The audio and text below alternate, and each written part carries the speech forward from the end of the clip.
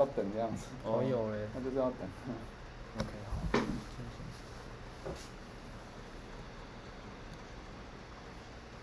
好，OK，谢谢。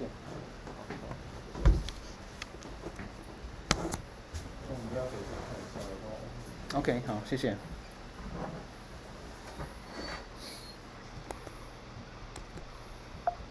好，okay, so let's get started. First of all, unfortunately, we have some difficulties in. Right now, although it seems that you could see the full slide, but in fact, somehow it is cropped. So later on, in certain cases, when a slide has many contents, sometimes the lower part will be truncated. And if that happens, I don't know, I'll see what I can do to let you see the slides. But anyhow, the TAs and I were trying to fix the issue, but we don't know how to do it so far. Okay. Anyhow, so let's get started. So we talked about the grading last week. No, in fact, 2 weeks ago. So I just want to remind you, in case you are new, in case you just in case you were not here 2 weeks ago. So you will have two parts of gradings, one for individual, one for your group. For the individual score, 55% will be based on your exercise, and the other 5% will based on some other things, and I will tell you some of them later. For the group score, each of you has to have a group, and again, the details I will tell you later. And the proposal, the midterm proposal, and the progress presentation will account for 10%, and the final demo and your final report will account for 30%. Late submission penalty. So if you submit your exercise later, but no less than 1 day, then there will be 10% off. 2 days will be 20% off, and 3 days or more, you will get 0 for that exercise.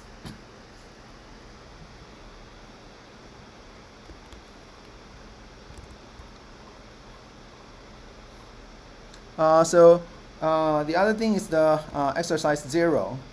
Wait, let me see. Let me check if this is broadcasted or not.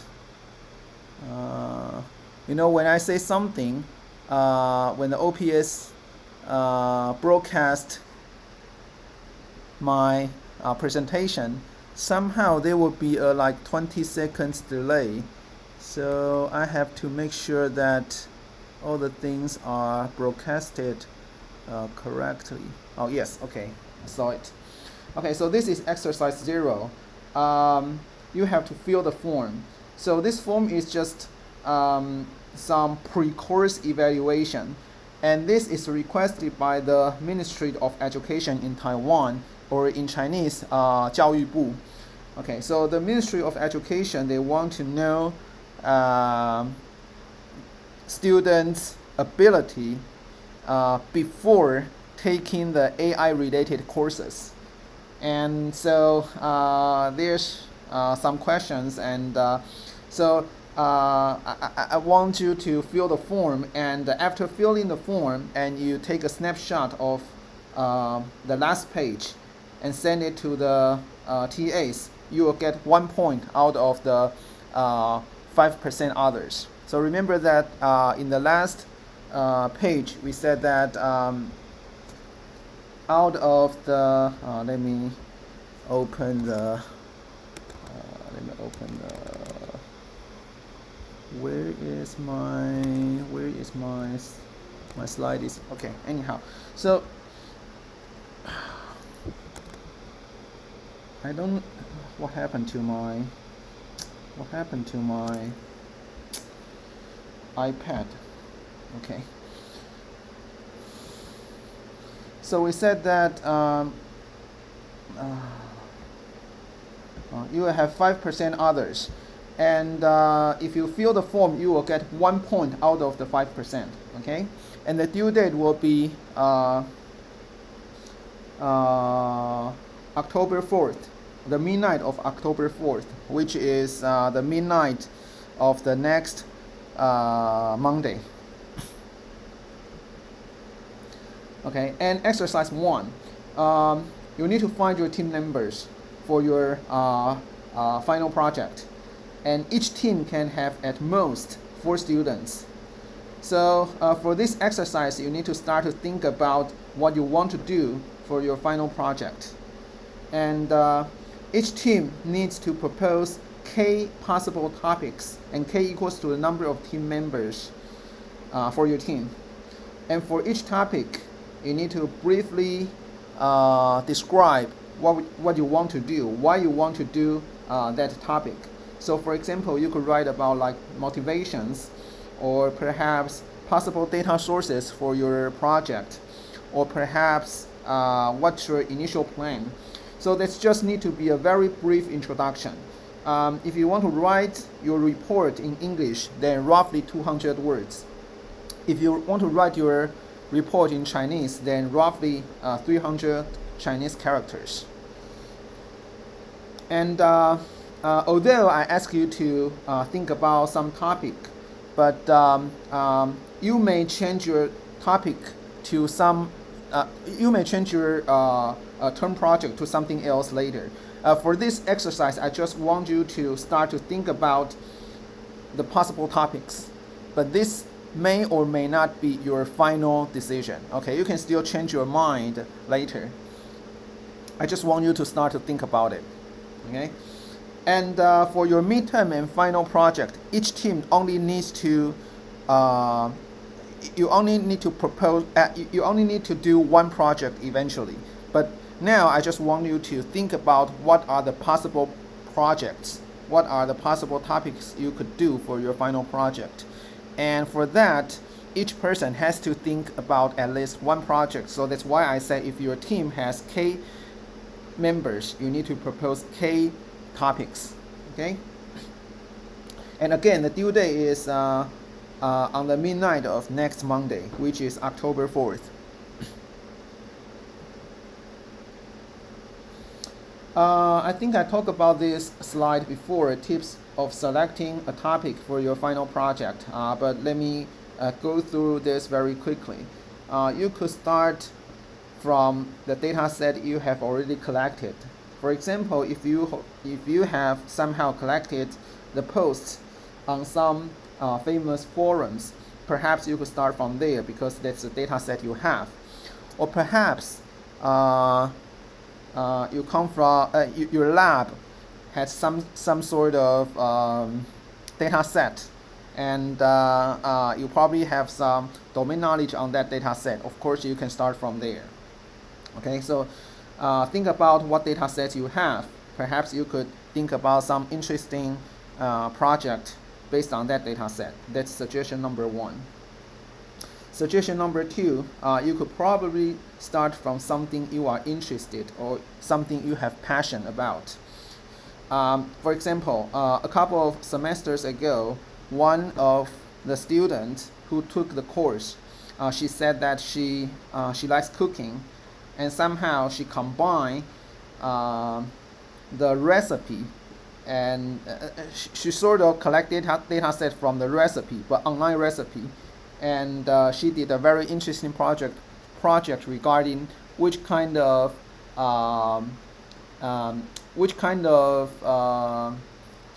sauces best matches other sauces. Or you could start from something you are specialized.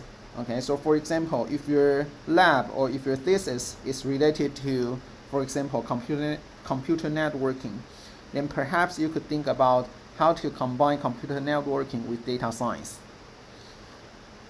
Or perhaps you could participate in any online or offline communities and discuss and get inspired by discussing with the members there. So for example, you could go to G0V, which is very popular and active community in Taiwan. They discuss something like how to use the data or to reform maybe some well, it's basically doing something for social good, and but mostly they did it with some they analyze government related data sets and trying to get trying to build something based on government data. Okay, and here are 4 books you may want to read. All these books they are doing some kind of analysis or research based on data sets, and they all have the Chinese translations. So I think you could get these books from the library. Okay, finally, these are the important dates. So for your proposal and your progress presentation, that will be on the Tuesday of the midterm week. And for your final project presentation, that will be 1 week before the final week. Okay. And for your final project, that will be due on January 11th next year, which is the final the Tuesday on the final week. Okay, I guess that's all for now, and let me check how I can change the slide.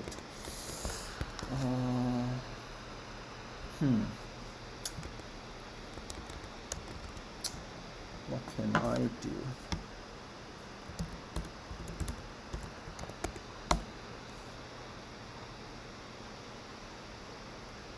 Okay, let me check if this is broadcasted or not. Let me make sure it's broadcasted. Okay, I think it's broadcasted.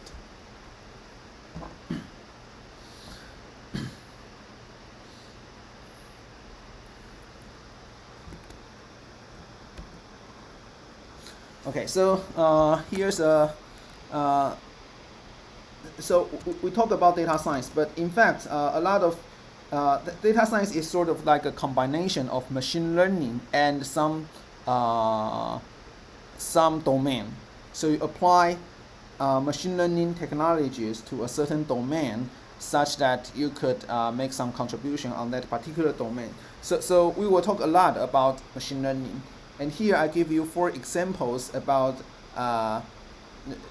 today what machine learning can do as an application.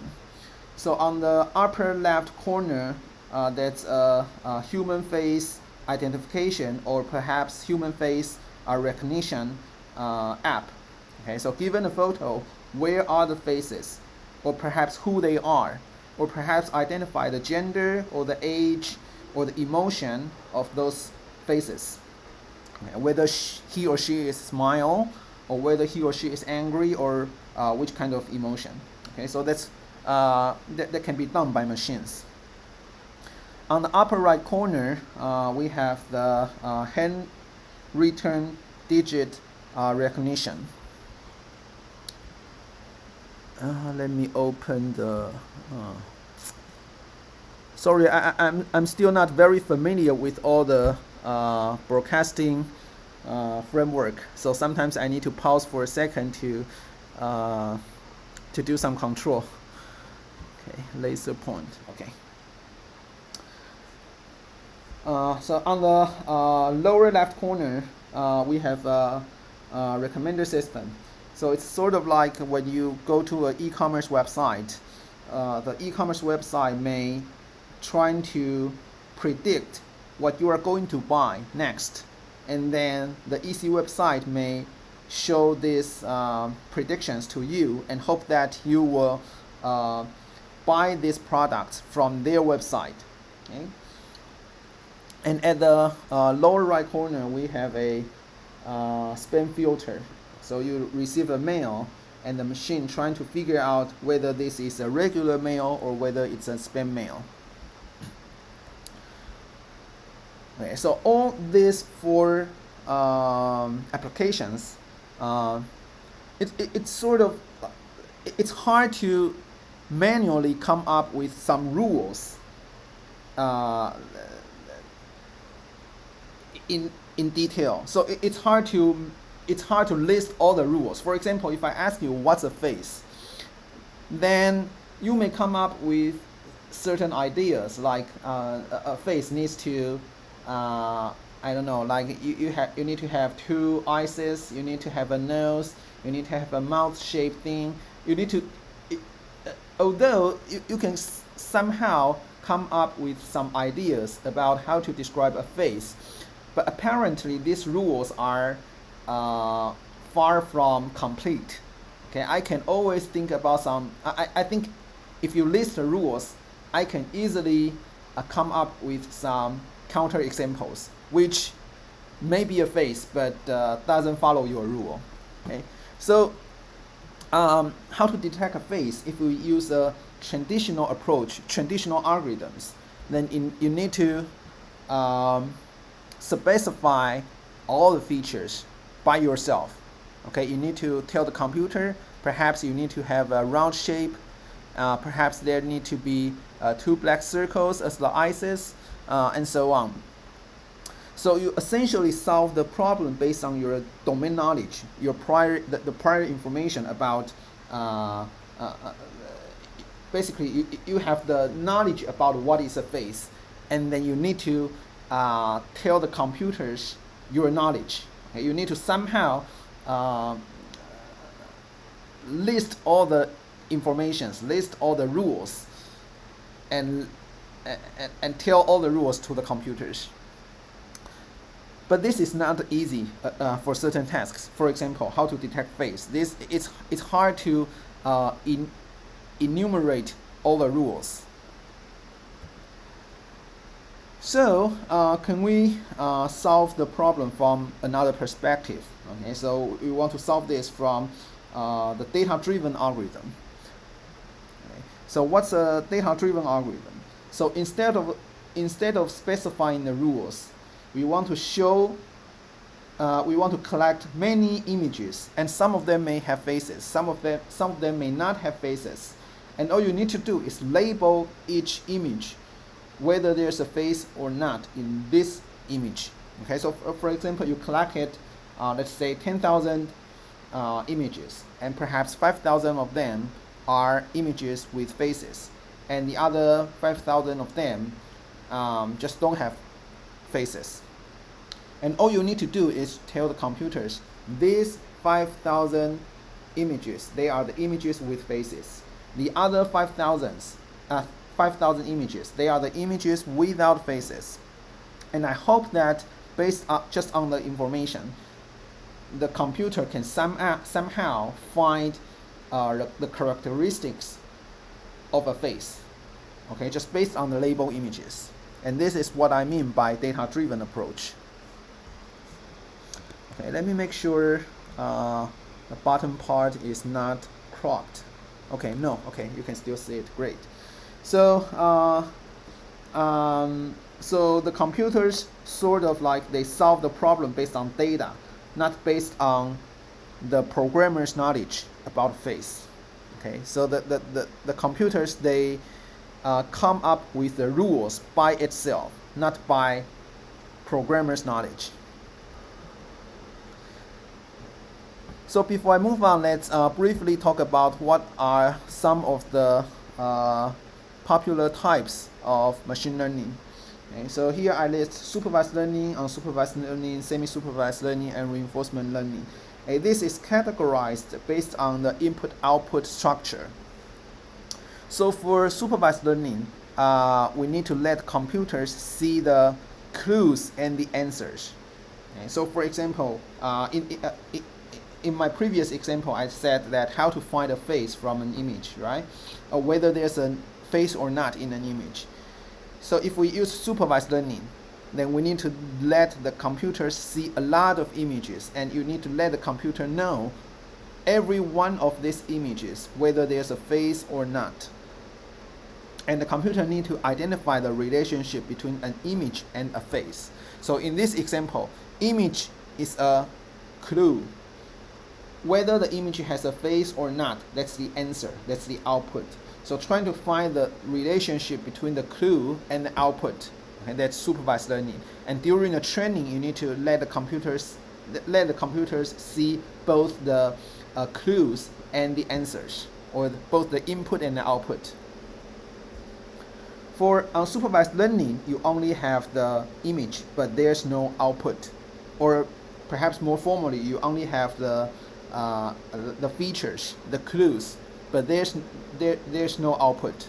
Okay? So that's sort of like I just give you 10,000 images, but I didn't tell you anything more, just 10,000 images.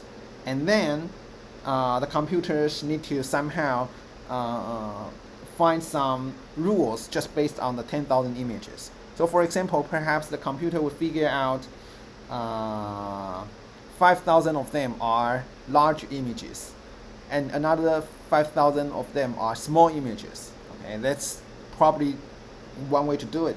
Anyhow, on supervised learning, there's no target, there's no answer. So in some sense, if you want the computer to learn something without telling the computer what to learn, it seems like this might be a more difficult or more challenging task. Okay? And indeed, it's very challenging. But because it's so challenging, right now when people talk about unsupervised learning, usually those methods are very simple methods because we simply cannot solve too complicated tasks. Okay, if an unsupervised learning task is a very if that's a very complicated task, we simply don't know what to do. Okay, so usually the unsupervised learning algorithm, although this is a very hard problem, but we usually can only propose very simple algorithms. And semi-supervised learning is sort of like a mixture of supervised and unsupervised learning. So for example, you collected, again, 10,000 images. And perhaps you can only label, let's say, 100 of these images as whether they have face or not. Because labeling also requires some cost, right? So perhaps you can only afford to label 100 of them. And it turns out that 50 of them are the images with faces. The other 50 of them are the images without faces. And in addition to these 100 labeled images, you also have another 9,900 images that are not labels. Not label means that I simply don't know whether each image has a face or not. And of course, since I don't have this information, I cannot give the information to the computers. So although the computer can look at all the 10,000 images, but it only knows but only 100 of them are labeled. So the computer somehow it needs to learn the information based on 9,900 unlabeled images and the 100 labeled images. Okay, so that's semi-supervised learning. Finally, the reinforcement learning. It's sort of like letting a computer playing a computer game, or maybe I should say let a robot playing a computer game, and the robot has to learn how to play. Okay, so perhaps it hits up or hits down or hits some other buttons, and the game will respond based on the robot's input. The game will respond something else, right? Like if you hit up, perhaps if you play, for example, Super Mario, when you hit up, perhaps the Super Mario, the character would jump, okay? And perhaps after the jump,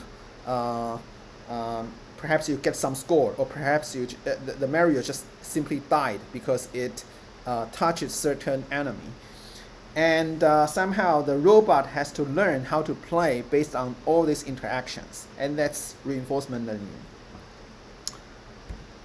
And in this course, we will mostly discuss the first type of machine learning, which is supervised learning. because that's the most mature technology out of the four. And we will talk about unsupervised learning a little bit, but we will mostly talk about supervised learning. Okay, so what is supervised learning? You need to give the input and output pair. What is an input and output pair? So that's again back to our previous example. When we say that I want you to, okay, let me open the pen. Okay. Previously I said that you have let's say 5,000 images with faces. Okay, with faces. How to draw a face? Okay, with faces. And you have another 5,000 images without faces. Okay, maybe that's a tree. Okay, it's a tree. How to draw a tree? Okay, that's a tree. Okay, and what? So your labels. You have labels. These are the images with faces. These are the images without faces. No face. Okay, no faces. This is no. Okay. No faces. So these images, they are the input. These images, they are the input. And whether you have face or not, they are the output. Okay.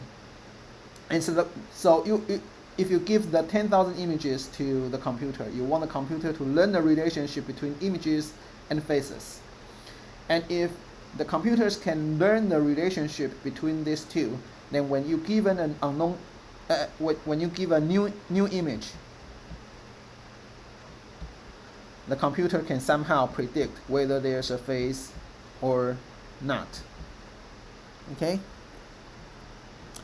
So here I give you 3 more examples. The first example is if you want to predict, given the X-ray photo of the chest, and you want the computer to predict whether this person has cancer or not. So in this case, you need to prepare a lot of X-ray photos, and each of these photos has to be labeled as whether the person has cancer or not.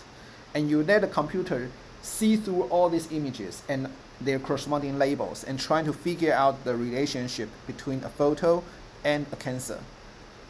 Okay, so that's example number 1. Example number 2, given a sentence, you want a computer to predict whether this sentence is grammatically correct or not. And in this case, you need to prepare a lot of sentence, and again, you need to also let the computer know whether each sentence is grammatically correct or not. And then once the computer learns a relationship, when you give a new sentence, perhaps the computer can predict it's grammatically correct or not. The third example, given some indicators of a company and trying to predict whether the company will make some money next year. So again, you need to prepare the history data about the indicators of the companies. And then you need to also let the computer know for these companies whether they make some profit or not next year. Okay, then hopefully the computer can learn a relationship between these two things. And for the supervised learning tasks, 2 of them are most widely studied. One called classification, the other called regression. So the only difference between these 2 is that the type of your predicted target. If you want to predict, if the target or the output is a class, then that's a classification problem. If the target is a real number, then that's a regression problem. Okay, so for example, all these 3 examples we listed here are classification problem. Okay, so for number 1, given a photo, you want to predict whether a person has cancer or not. So that's a yes/no question. So yes is one class, no is the other class. So that's a classification problem. Example number 2, given a sentence, whether the sentence is grammatically correct or not. Again, it's a yes/no problem. So that's a classification problem. Or perhaps if I I can modify the example number 2 a little bit. If I say that given a sentence, and let's assume that there are 5 kinds of grammatical errors, graphical mistakes. So given a sentence, you want to predict whether this sentence is grammatically correct, or if it's incorrect, then out of the 5 errors, what kind of error this sentence has. So that becomes a 6th class classification problem, right? Class number 1 is correct. Class number 2 is error number 1. Class 3 is error number 2. And up to class 6, which is error number 5. Okay, so that becomes a 6th class classification problem. And for the third example, again, it's a classification problem because you want to predict whether a company makes money or not next year. So again, it's a 2-class classification problem. So for regression, the only difference is that the target is a real number. So if I modify the third example a little bit, if I say that given some indicators of a company, you want to predict how much money the company will make or lose next year, then your prediction becomes a real number, right? So that becomes a regression problem. And what happened to the slide? Sometimes it just gray out. I don't know why. So okay, let me make sure it broadcasted correctly. Okay. So although I said that supervised learning, the classification and regression are 2 of the most widely studied supervised learning tasks, but they are not the only tasks. There are some other types of tasks that also belong to supervised learning. And here I give you some examples. Okay, so the first one is speech recognition. So apparently the output is a sentence. It's not a class and it's not a real number. It's just a sentence. Okay, so apparently it's neither classification nor regression, but still it can be modeled as a supervised learning task. So how to do it? So if you want to do speech recognition and if you want to model the problem based on a supervised learning approach, then in the you need to prepare the data. And what kind of data? So data is a lot of voice signals and their corresponding sentence. You need to prepare a lot of these data sets. And hopefully the computer can learn the relationship between these two. So essentially you want to learn a function, and you hope that when you put these voice signals into the function, the output will be close to how are you. If you can find such a function during training, then perhaps this is a good function to recognize the speech. The second example, image recognition or image classification. Given an image, you want to predict what's in the image. So this is a classification task because let's say you have, for example, 10,000 different types of objects. That could be a cat, a dog, a chair, a human, a traffic light, a car, whichever. Assume you have 1,000 classes.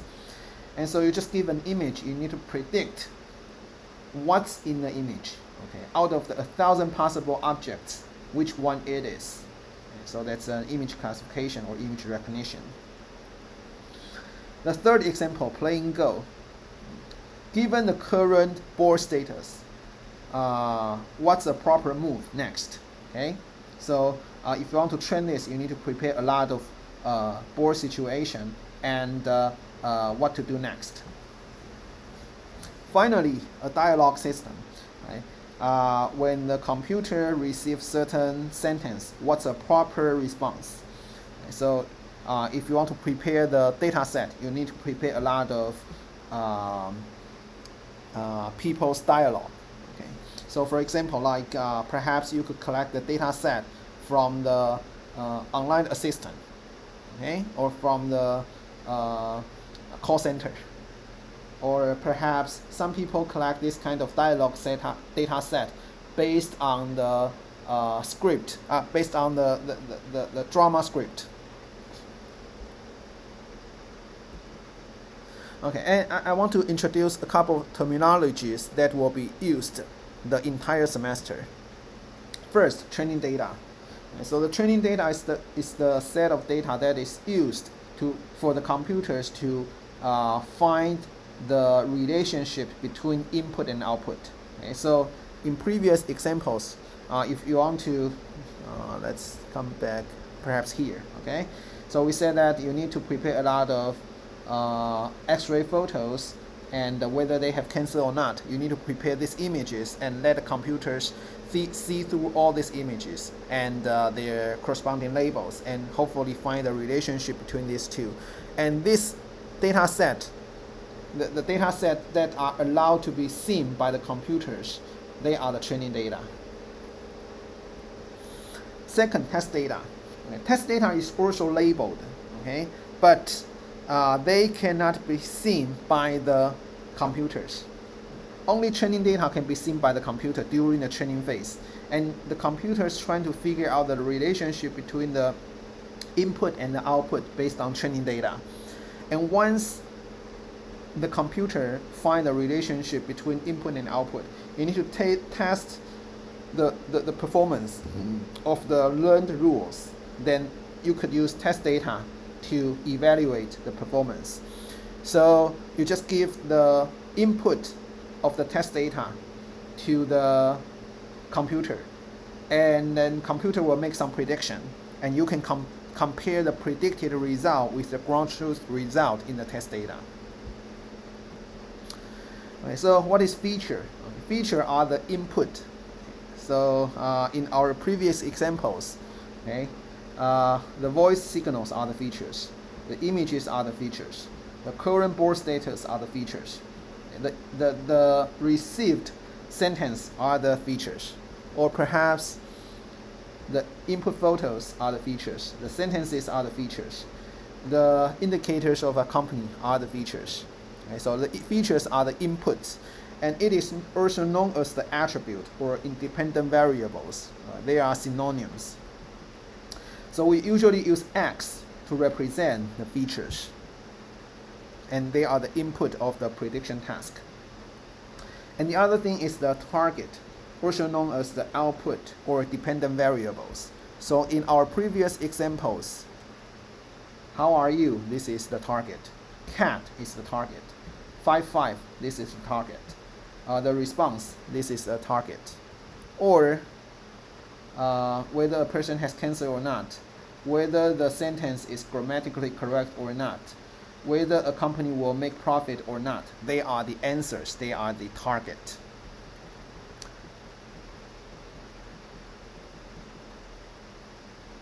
So in classification, the target variable is also called the classes, and we usually use Y to denote the target variable.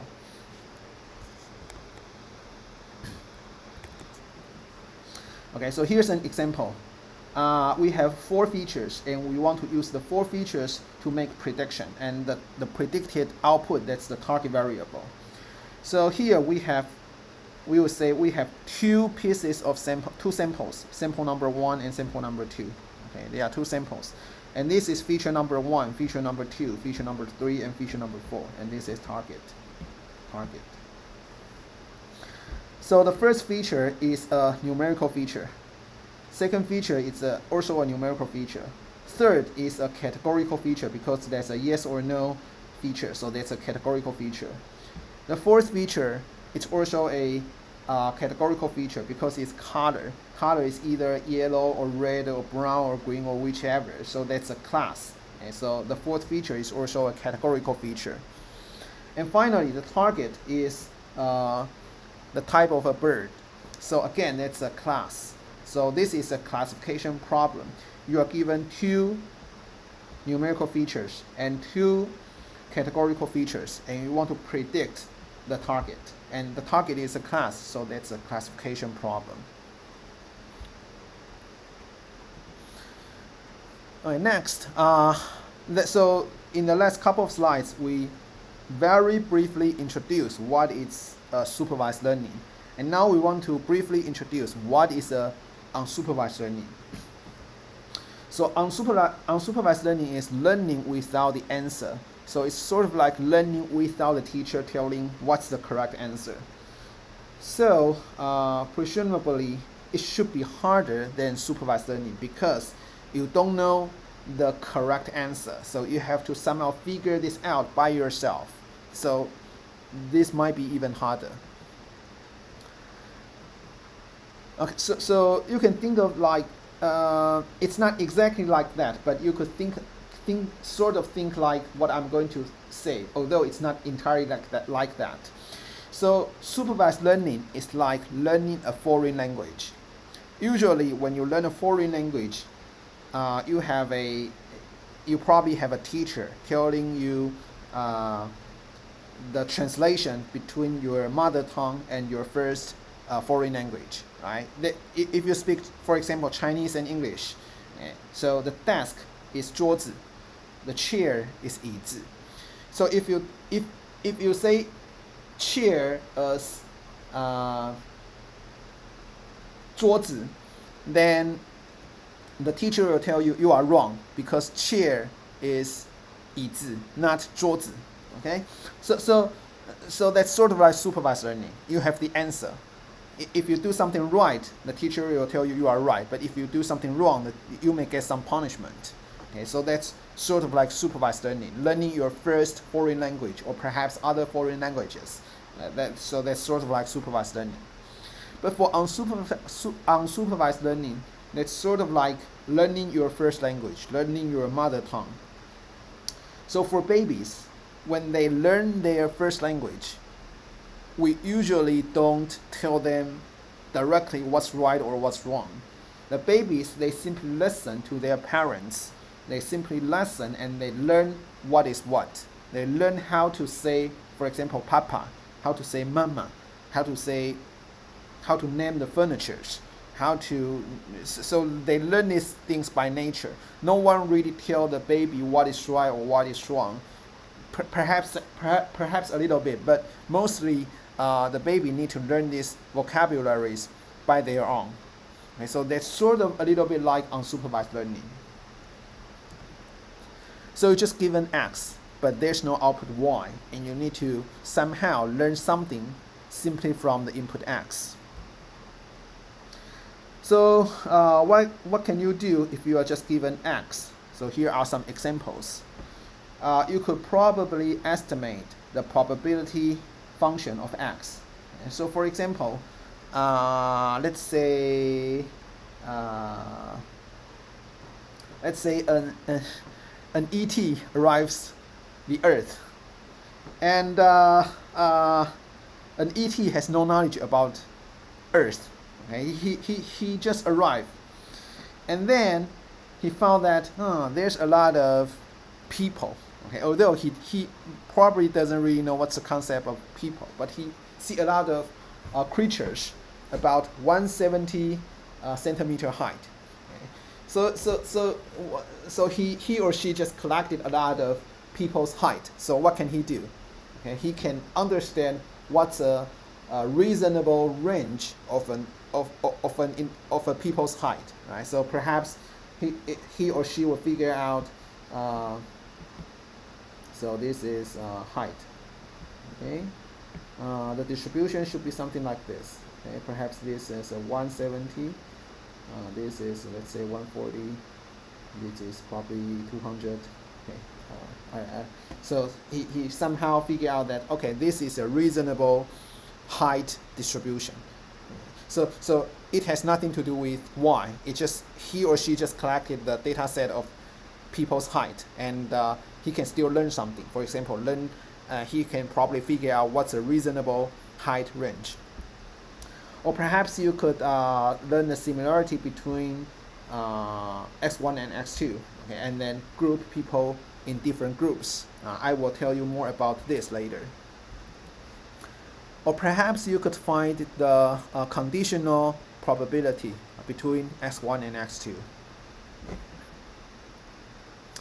Okay, so here I also list a lot of other varieties of machine learning tasks.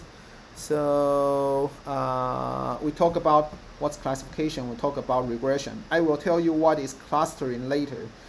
For the others, let's see. We will talk about transfer learning a little bit in this semester, but we will not talk about the others. Okay. So let me tell you what, I have already tell you what is classification, what is regression, and I will tell you what is clustering in a minute. So perhaps let me tell you what is transfer learning now. So let me make sure things are not cut. Okay, so number 10 is outside your visible scope. So number 10 is simply reinforcement learning. Okay. Anyhow, so what is transfer learning? So transfer learning is like, for example, let's say we have two hospitals. Okay. Hospital number one, and hospital number two. Okay, and at hospital number one, you have some. This is X-ray of your chest. Okay, and you have the labels whether the first person has a cancer, the second person is normal, and so on. Okay, so you learn the relationship between the image and whether this person has cancer or not based on the data set from hospital number one. And then can you somehow transfer the knowledge to maybe hospital number two, and perhaps it has not entirely the same data set. Perhaps this is the chest of the X-ray of the chest. Perhaps this has I don't know, let's say X-ray of the, let's say, bones. So can you transfer the knowledge from what you learned here to a somehow relevant but perhaps different domain? Okay, so that's transfer learning. We will talk about this a little bit in the future. Okay, let's discuss classification a little bit further. So as we said earlier, classification is a supervised learning task. So you are given X, which are the features or the clues, and you want to predict the target C. So if the number of classes equals 2, then that's a binary classification task. If the number of classes is more than 2, then that's a multi-class classification. And training and predicting a binary classification problem can start from building a table. So let's say, for example, you want to predict an individual's gender based on the height and weight of this person. Okay, so X1 might be, let's say, 160 centimeters and let's say 40 kilograms. And let's say this is a female, and let's denote female by +1, for example. And the second person, let's say 180 centimeters and 85 kilograms, and that's a male, and let's denote male by -1, and so on. So each xi, they could be a scalar or a vector. In this case, that's a vector of length 2. Okay, so here d equals 2. This d equals 2 in this example. And what we want to do is we want to find a classifier f such that when you put x1 into this f, the output is close to +1. If you put x2, which are 180 and 85, into this f, the output is close to -1. If you can find such an f, then perhaps this is a good predictor. Then at the predicting phase, when you give an x new, whose gender is unknown, okay, so you just give, let's say, 170 and 75 kilograms. Okay, then you put this.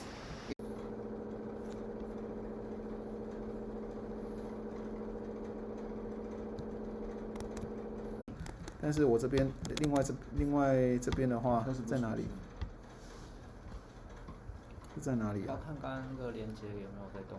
这个连接现在在这里，不，这边一定还没有按，这边要先确定。我现在这边是在哪一？现在在不，可是我这边看不，我现在我这边哦，找不到那个正在直播。正在直播那个东西，所以错误。金钥。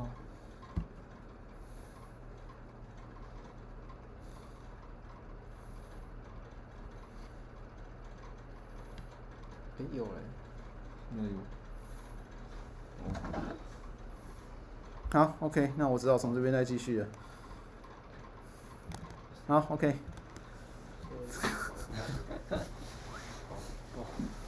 我们试试，你们找一下看能不能直接用这个啦，不然一大堆问题。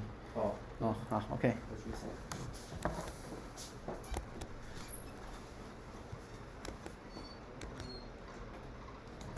Okay, let's continue. So we have some difficulties. We don't know what happened. Somehow the OBS automatically stopped, and the PowerPoint automatically terminated. So all the notations disappeared.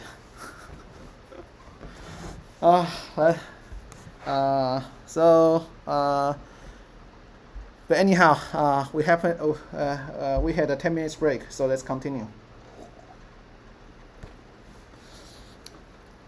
So I think before the broadcast stopped, we talked about we can build a table, right? So for example, S1 is, oops, what's going on? Oh my goodness.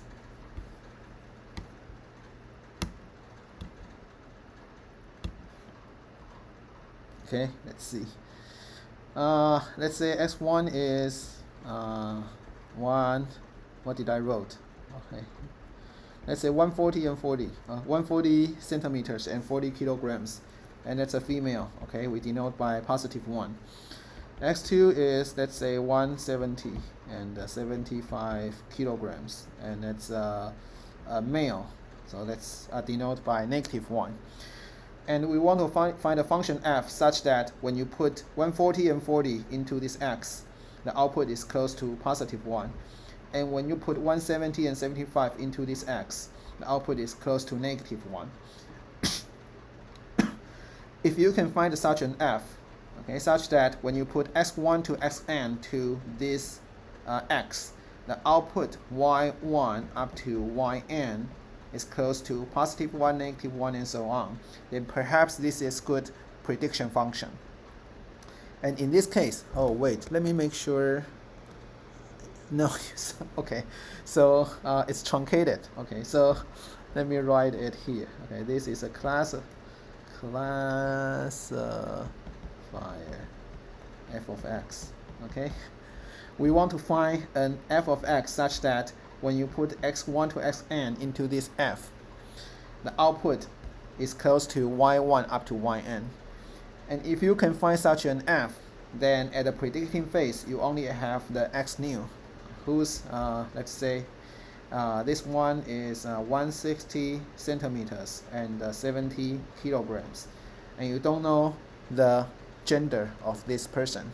So just put this 170 and 70 to this f. And let's see the output is closer to positive 1 or close to negative 1.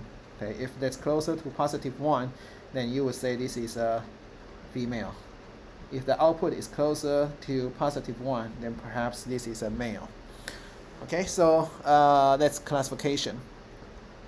But of course the question is how to find this function f, right? So this is what we are going to discuss throughout this semester.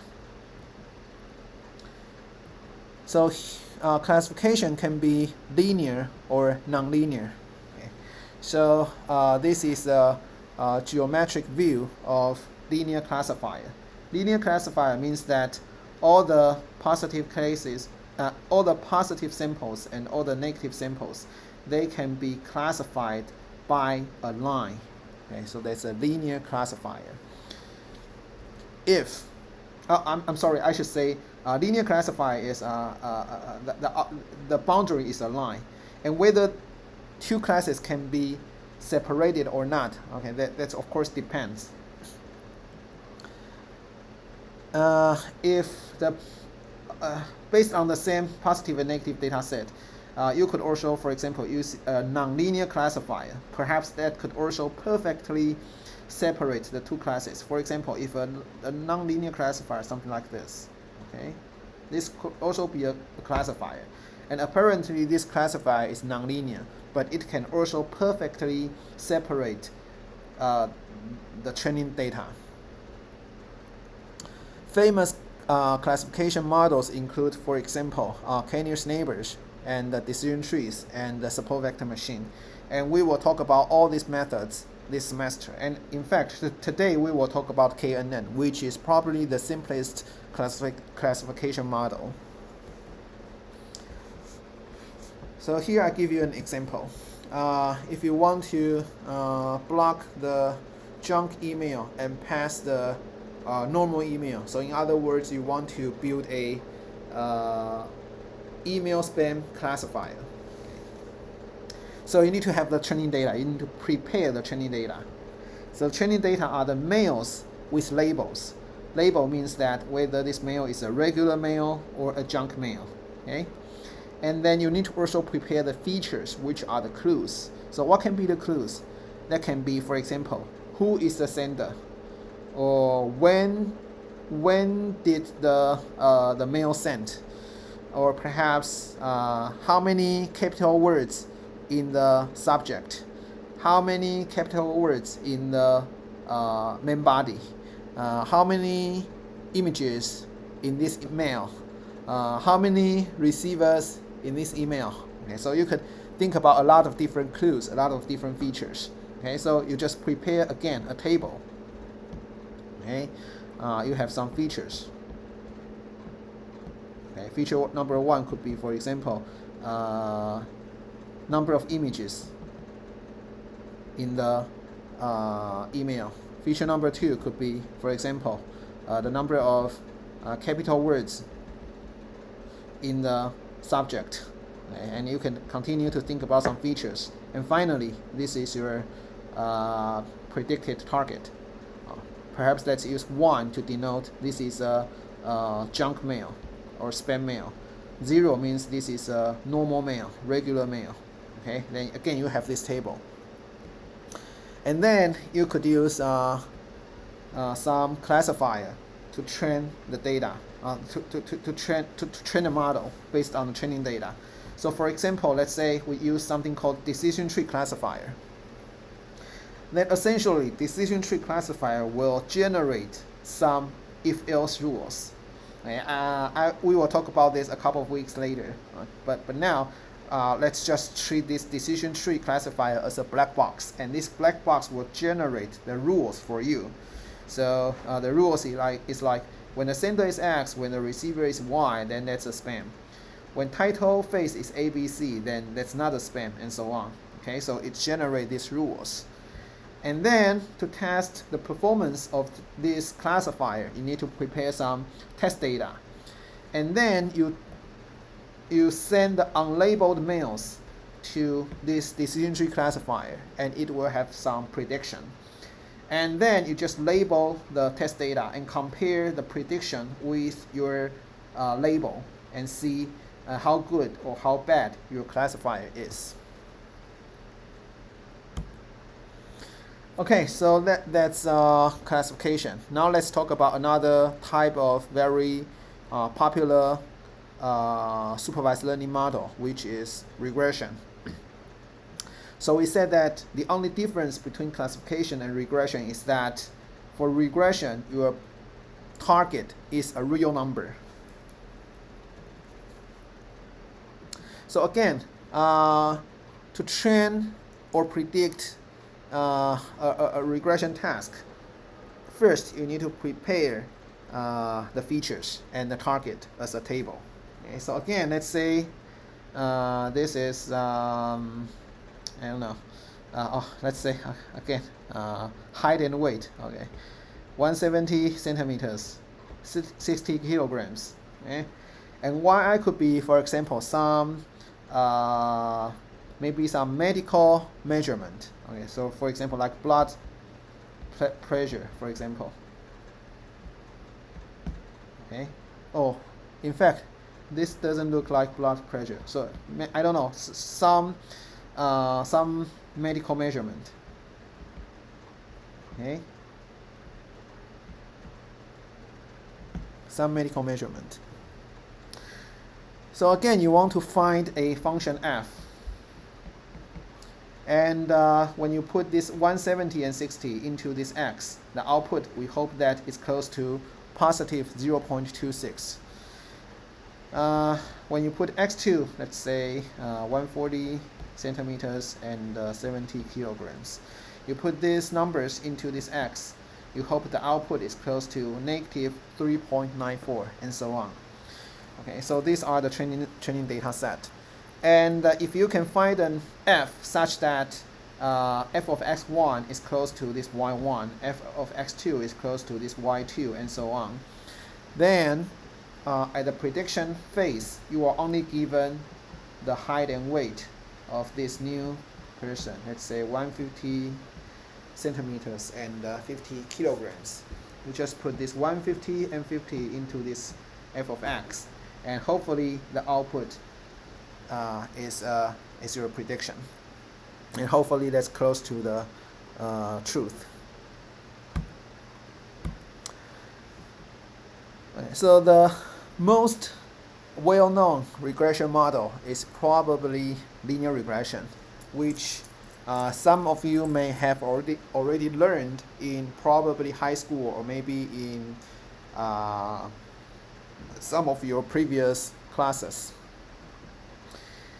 So for linear regression, essentially, if this is x, this is y. Okay, let's say, for example, x is your, let's say you want to use your height to predict weight, for example. So this is height. Let's say this is weight. And you assume the relationship between height and weight is linear, which means that y is theta 0 plus theta 1 x. Okay? So you want to find the good theta 0 and theta 1 such that this line is close to most of the observed training instances. So this 1, 2, 3, 4, 5, 6, 7, 8, 9, these 9 data points, they are the training instances. And you want to find a line, or find a good theta 0 and theta 1 such that this line is close to most of the observed training data instances. And some of this is not the only regression model. There are other regression models. For example, support vector regression, which again we will talk about this regression model a couple of, maybe 1.5 months later. Okay, so here I give you an example of linear regression. I'm sorry, not linear regression. It's just regression. So given perhaps the stock data, you want to predict the stock price. Okay? So in the training phase, again, let's say if you use a regression model, in fact this is a linear regression model. If you use a linear regression model, then it will find a beta and this mu. And then at the prediction, you enter the x, and based on the learned beta and mu, you will have a predicted y. And once you have the prediction, you could compare your predicted price with the ground truth. And then you can evaluate how good or how bad your model is. Okay, so that's an extremely brief introduction of classification model and regression model. And then now let's briefly introduce what's clustering. So clustering is a unsupervised learning task. Unsupervised learning means that we only have x, we don't have y. Okay, so for example, you have only the height and weight of an individual, but I didn't tell you what need to be predicted. I just tell you, okay, these are the height and weight of the students, okay, of these, let's say, 100 people. And then see what you can do with it. Okay, so you can do whichever you want. So there's no target.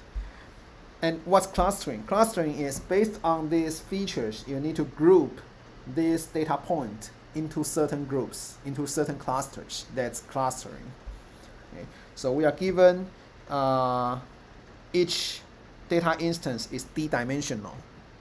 Okay, that means this x1 is it has some values, right? And this length is d.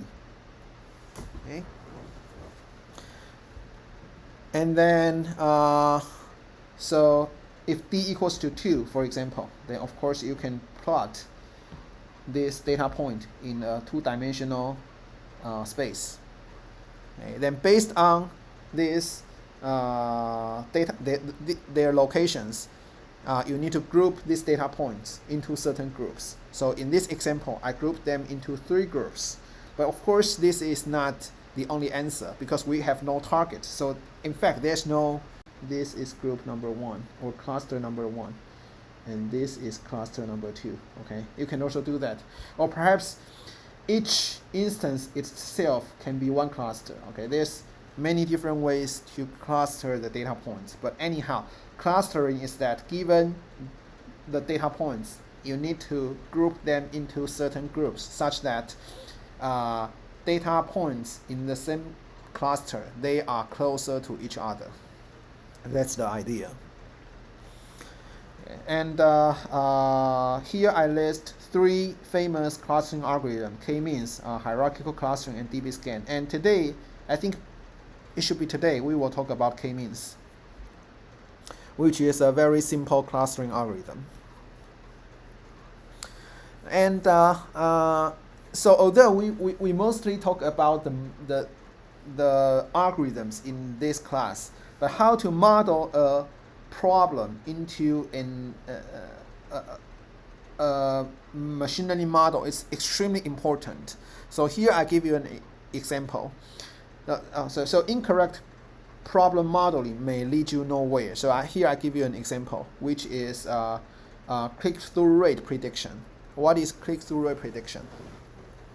So assuming you want to predict the quality of an advertising system by estimating the click-through ratio.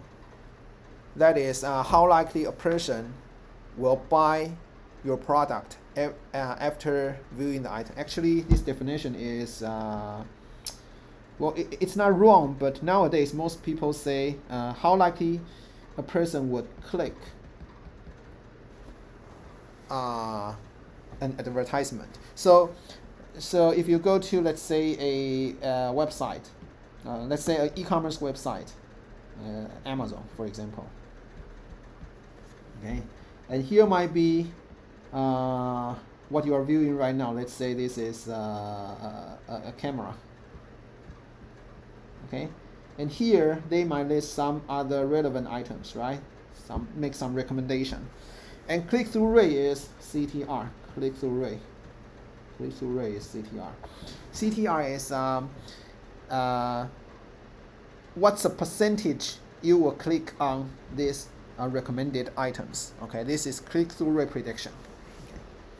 So if I give you this task, I ask you how to, should I use a classification or regression algorithm to model this task?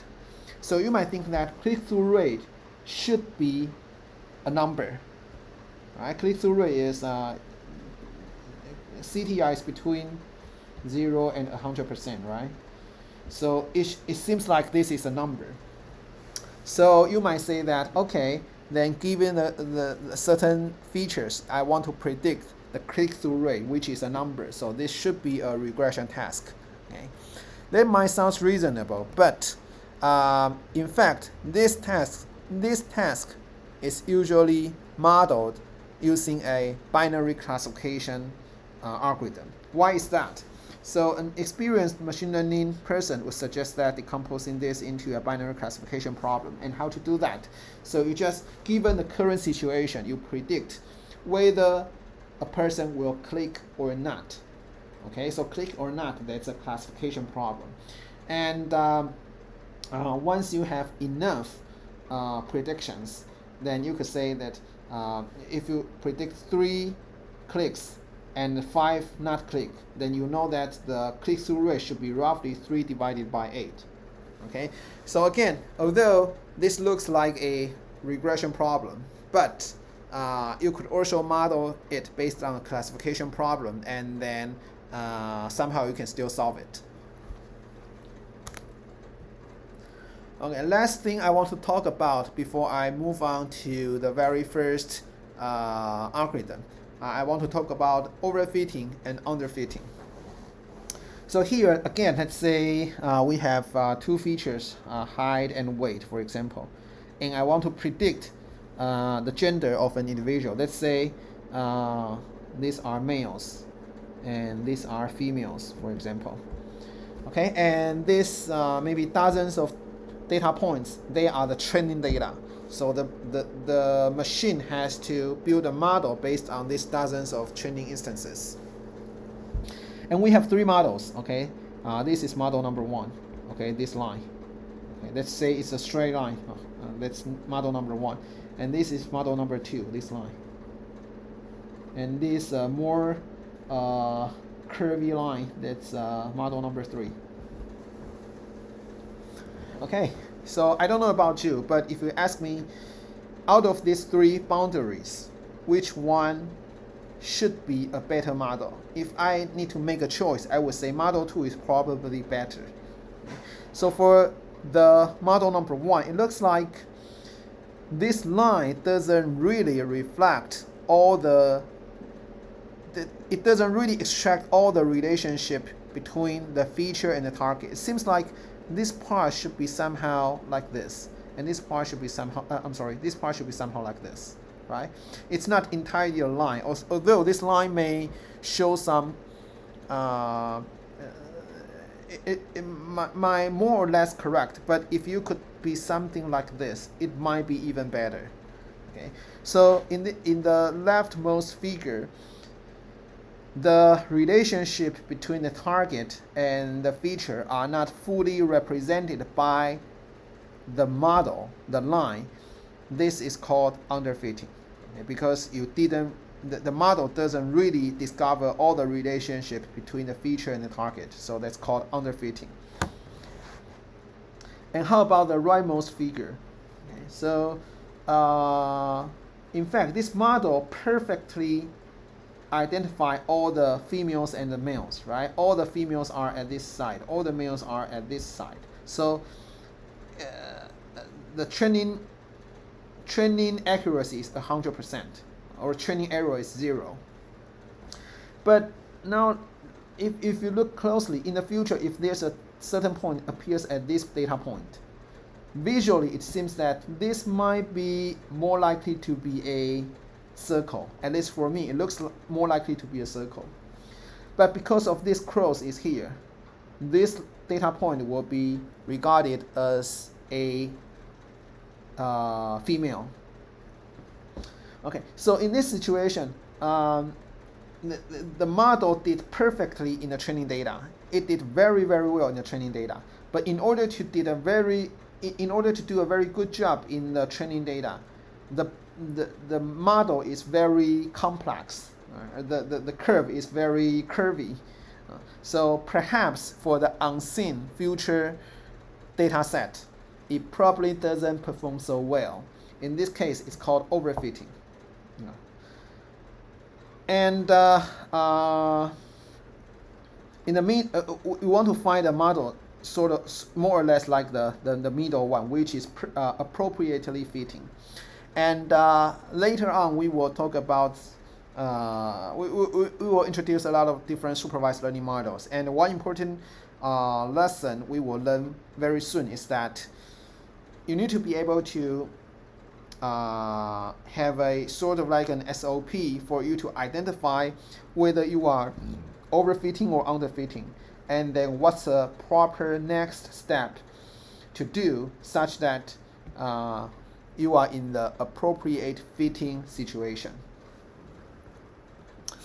Okay, before I move on, let me ask you a couple of questions, and you could probably answer this by yourself and see if you can answer them. And First one, explain the difference between a supervised and an unsupervised algorithm. Okay, I'll give you 3 seconds to think about it.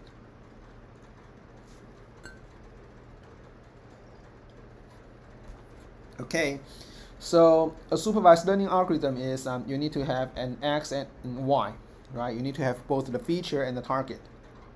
For the unsupervised learning algorithm, you only have X, you don't have Y. Explain the difference between classification and regression. Again, I give you 5 seconds.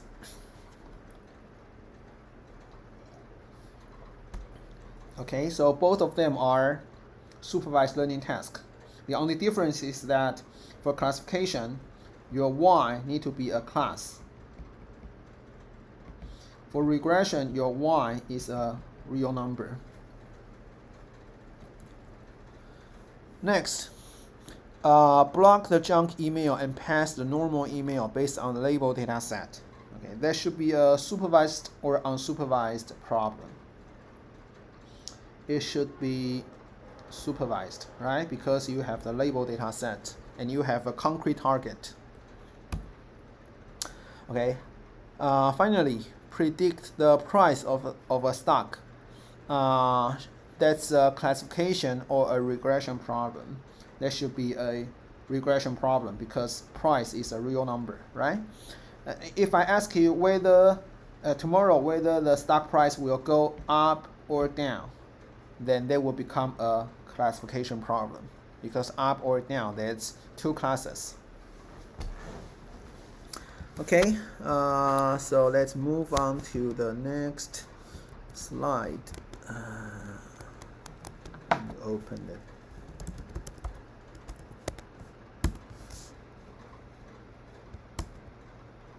Okay, so we will move on to our very first supervised learning algorithm, which is K-nearest neighbors algorithm, or KNN for short. So let's use this data set as an example. Okay. So we have one, oops, what's going on? Let me open the pen. Okay. So we have 1, 2, 3, 4, 5, 6 training instances, and each training instance has one F1, feature number 1, feature number 2, and feature number 3, and this is the target. Okay, and let's forget about the movie title just for now. Okay, so let's say this is F1 and F2. Okay, let's forget about the title. So F1 is number of kicks, feature number 2 is number of kisses, and we want to predict whether the movie is a romance movie or an action movie. Okay, given these 6 training examples, we want to predict this one, okay, whether that's a romance or action movie. So if we just look at the table, based on human knowledge, we know that when there are a lot of kisses, it should be a romance movie. If there's a lot of kicks, it should be an action movie, right? That's based on our knowledge. So for the last one, the test instance, because it has a lot of kisses, perhaps it's more likely to be a romance movie. That's based on our knowledge, but we don't want to manually enumerate the rules. We want the computers to learn the rules just by looking at the feature and the target. So how can we do it? So KNN is extremely simple. It's just trying to figure out of the training instance, which ones are closer to this one we want to predict. Okay, so let's see. We have 6 training instances. They are plotted on this 2-dimensional plane. Okay, so let's see. Number of kicks. This is F1. This is F2. Okay, and this question mark here is the one we want to predict. Okay, so we just look at which movies are closer to this question mark. It turns out to be perhaps this one, right? He is not really into dudes. So let's go back.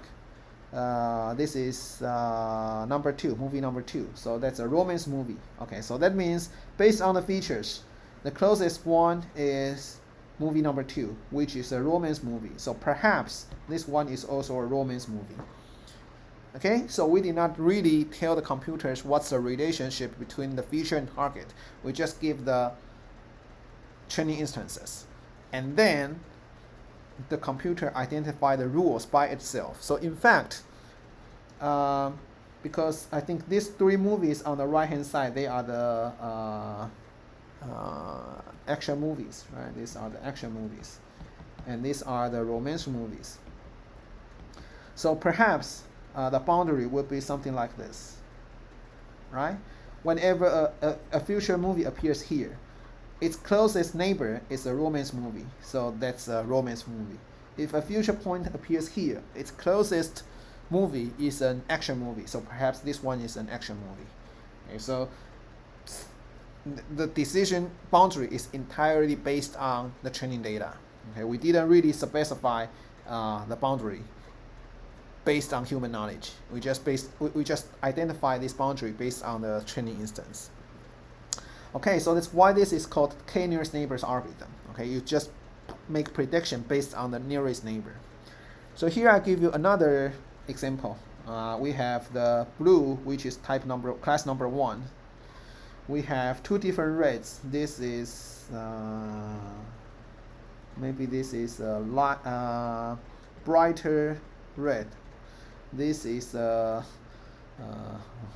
this is class number 2. This is class number 3. Okay, and you want to predict whether this belongs to class number 1 or class number 2 or class number 3.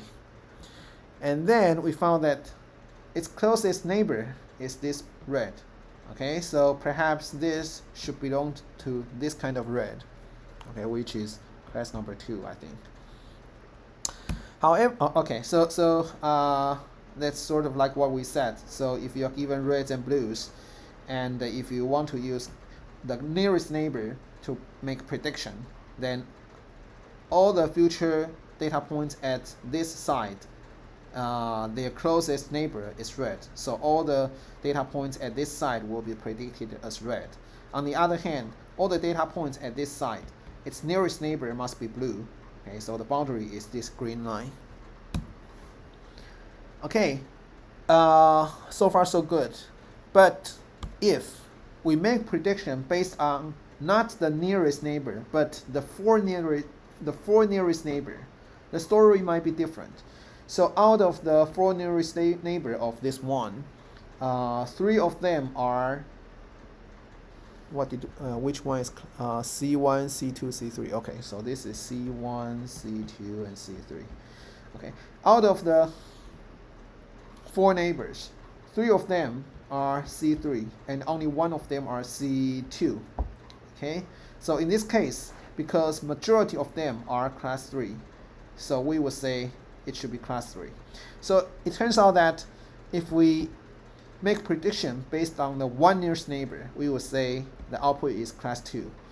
If we make the prediction based on 4 nearest neighbor, the output would be class 3. So how many neighbors should we choose? If you choose different number of neighbors, you get different predictions. Okay, so this thing, the number of neighbors, this k is a hyperparameter in this model. So hyperparameter means that this parameter is decided by you, by human, or by us. The parameters that are decided by you is called the hyperparameter. And what's a parameter? In machine learning, when you say parameter, that is some variables whose values are decided by the computer. That's called a parameter. So for example, remember that when we talk about linear regression, right? We said you use height to predict weight. Okay, this is x, this is y. You use height to predict weight. And we say you have some data points, right? And we want to find a line, which is y is theta 0 plus theta 1 x. Okay, this theta 0 and theta 1 are decided by computers because it need to find a line that hopefully go through most of the training instances. So the computer needs to figure out the theta 0 and theta 1 by itself. These variables, whose values are decided by the computers, they are called parameters.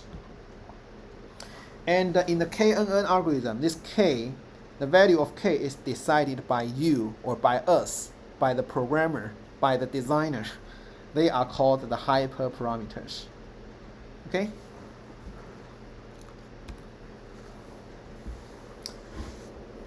Okay, so this is a quick overview of what is a KNN classifier. You are given a query point x0. Then you find the k nearest neighbors in the training data based on the features. And then predict the label of x0 based on majority voting. Majority voting means that if most of the neighbors belongs to class 1, then you will say x0 is class 1. If most of the neighbors belongs to class 2, then you say x0 belongs to class 2. And usually we need to do a feature scaling. I'll talk about this later, okay? But before I talk about what's feature scaling, let's think about how to select the hyperparameter k. So here, again, all these data points are the training instances.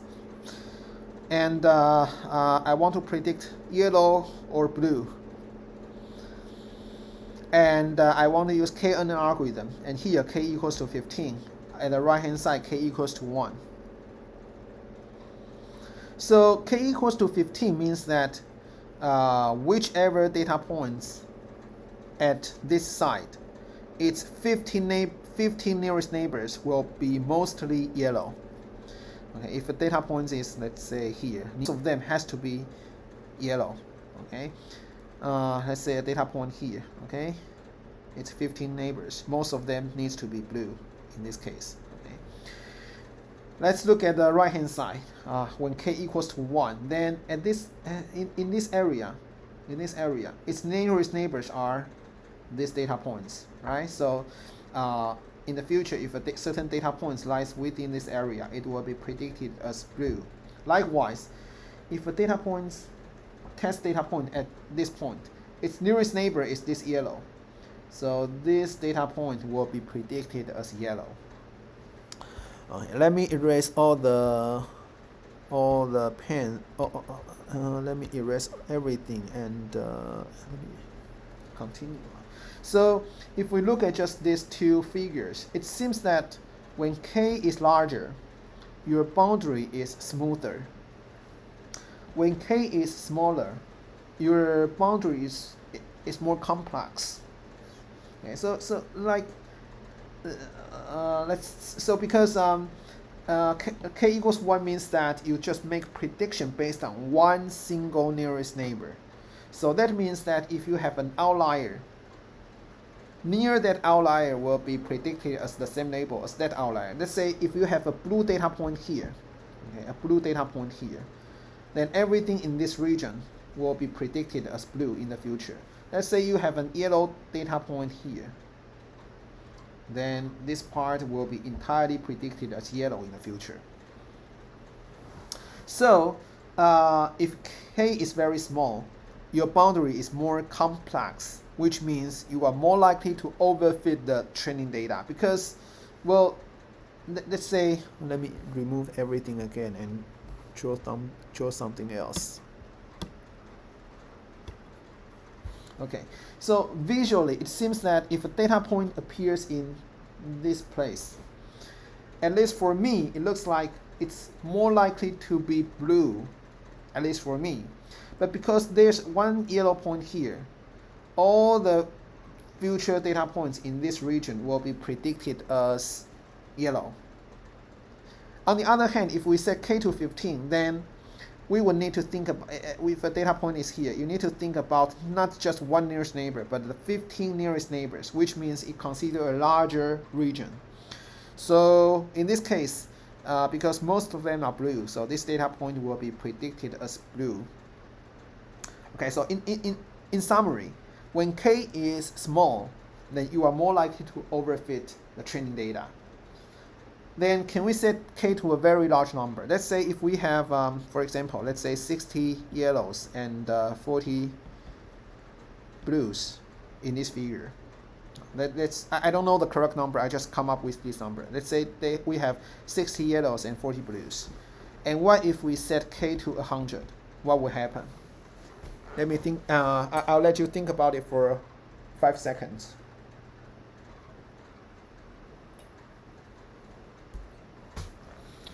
Okay, if we have 60 yellows and 40 blues and we set k to 100, that means in the future, no matter where a test data point is, no matter where it is, they will always be predicted as yellow. Because at any test data point, it's 100 nearest neighbors are everything in the training data, right? And we apparently the majority in the training data is yellow. So no matter where a data point is, it's 100 nearest neighbor. The majority of the label of the 100 nearest neighbor would always be yellow. So apparently that's underfitting, right? Because you don't care about the location of a data point. You just know that the majority in your training data is yellow, so you always predict your future data points as yellow. Okay, so apparently that's underfitting. So the relationship between the hyperparameter k and the overfitting underfitting is like this figure. When k is very small, that means your boundary is very complex, and this is indeed a more complex model. In this situation, your training error will be very low.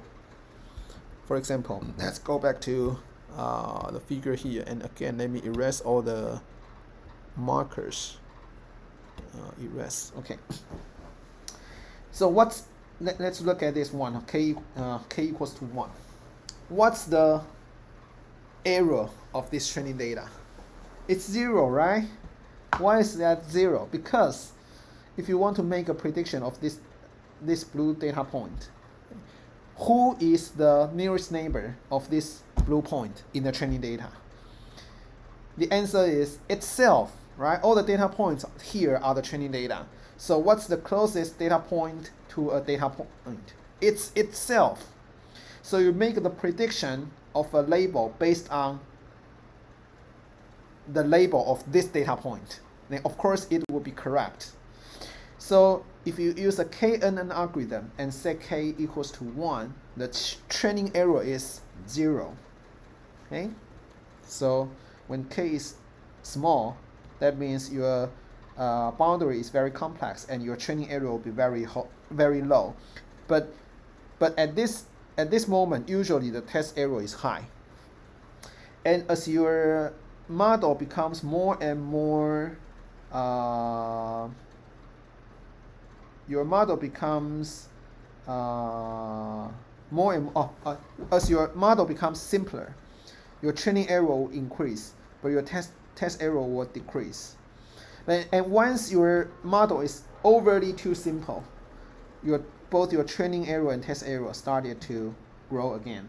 Okay, so at this part, when your training error is high and test error is also high, that means you are underfitting. When your training error is low and your test error is high, that means you are overfitting.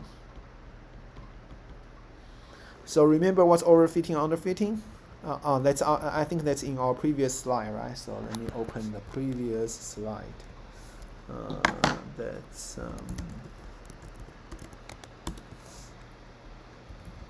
Where is it?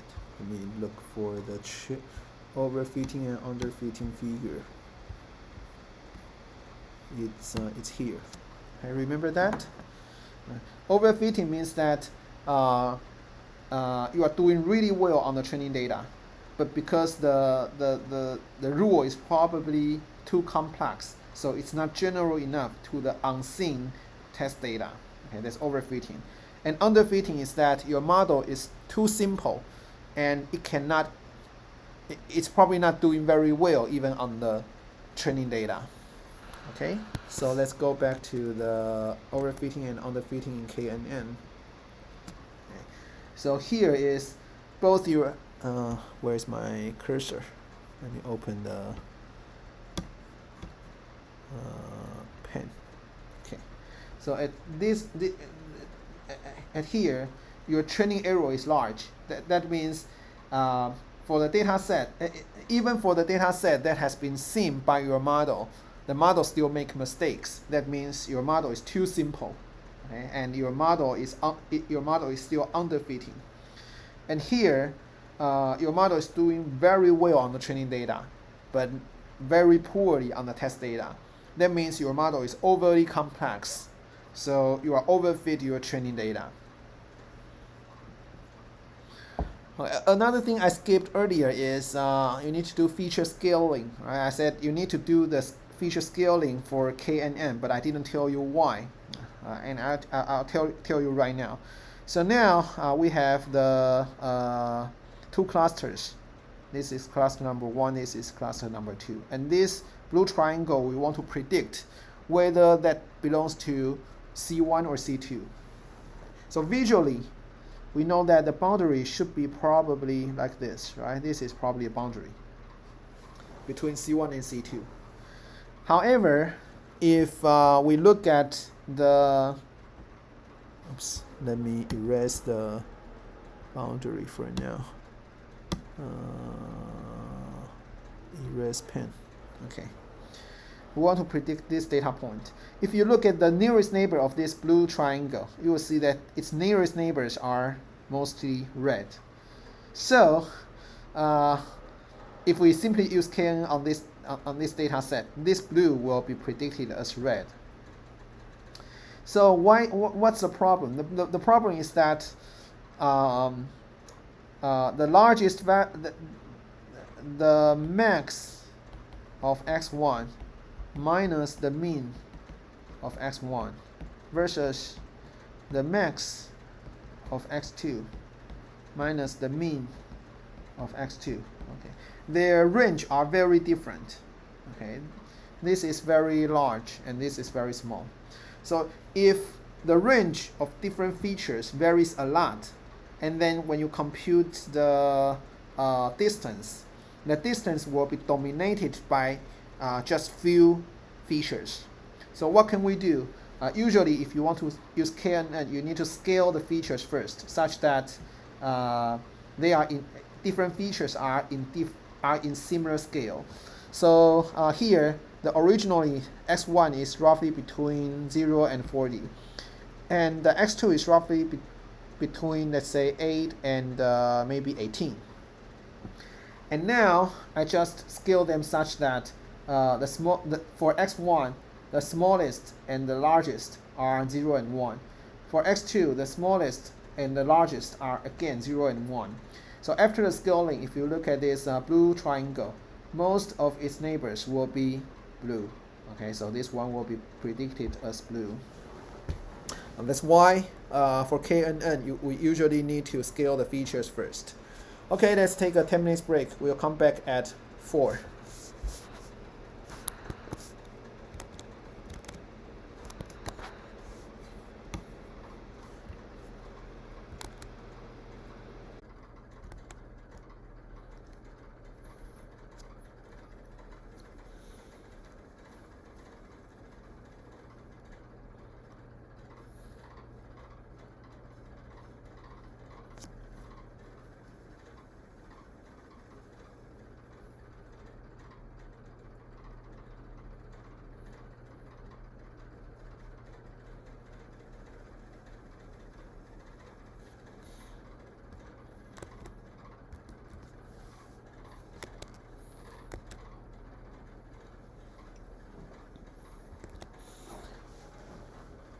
Okay, let's continue.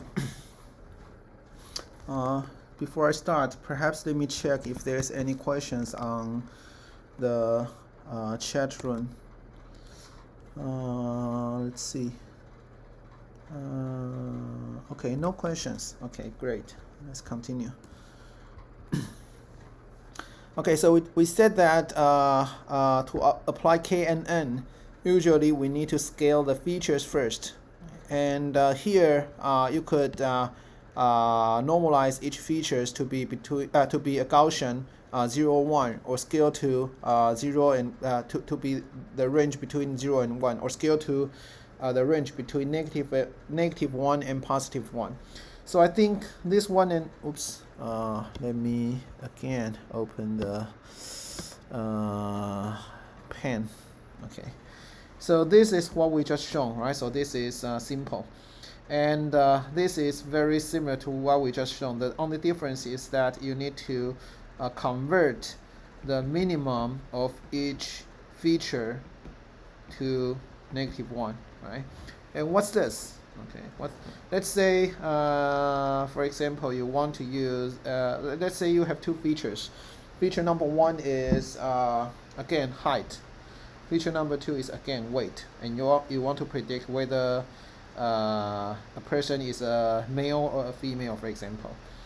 Okay? And let's say you have H1, H2, that up to Hn. Okay, you have n people's height, and you have W1 up to Wn, which means the weight of n individuals. Then normalized to 0, 1 means that you compute the H mean, which is the average of summation of Hi divided by n. And then you also compute the standard deviation, which is, oh, maybe I said right, variance square, which is, well, one way to do it is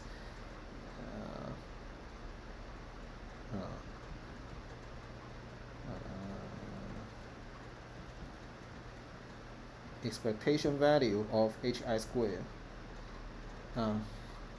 minus, maybe I should write this. Variance square is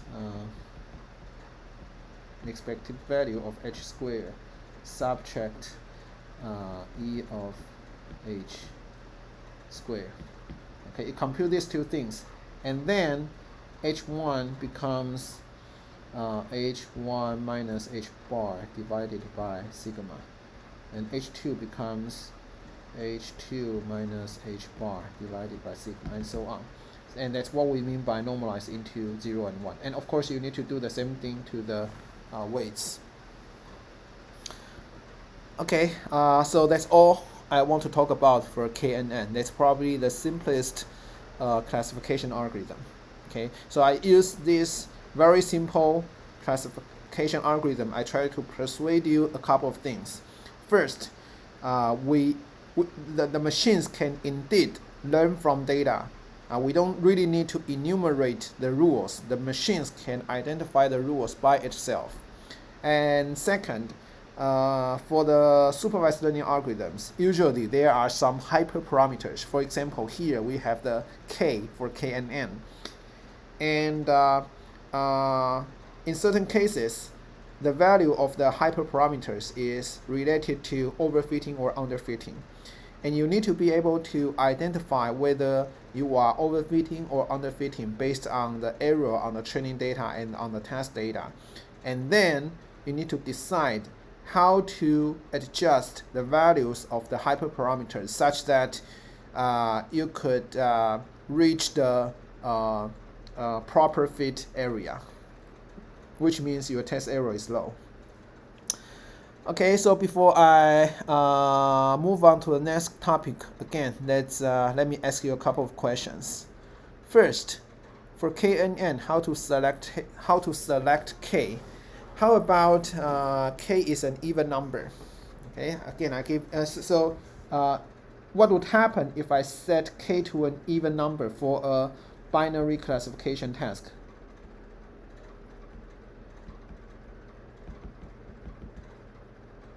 CATIO. if we are dealing with a binary classification task, and I set k equals to 2, is that good or bad? Okay. Usually for binary classification, we usually set k to a we don't set k to an even number. The reason is that if you set k to an even number, it's very likely that half of them are yes and half of them are no, so you just have a tie.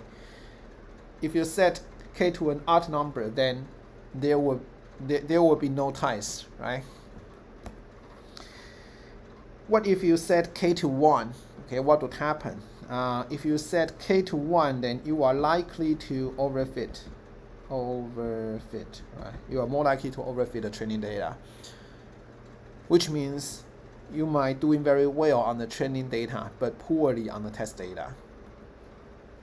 What if you set k equal to the number of the training instances? Then you will underfit the training data, right?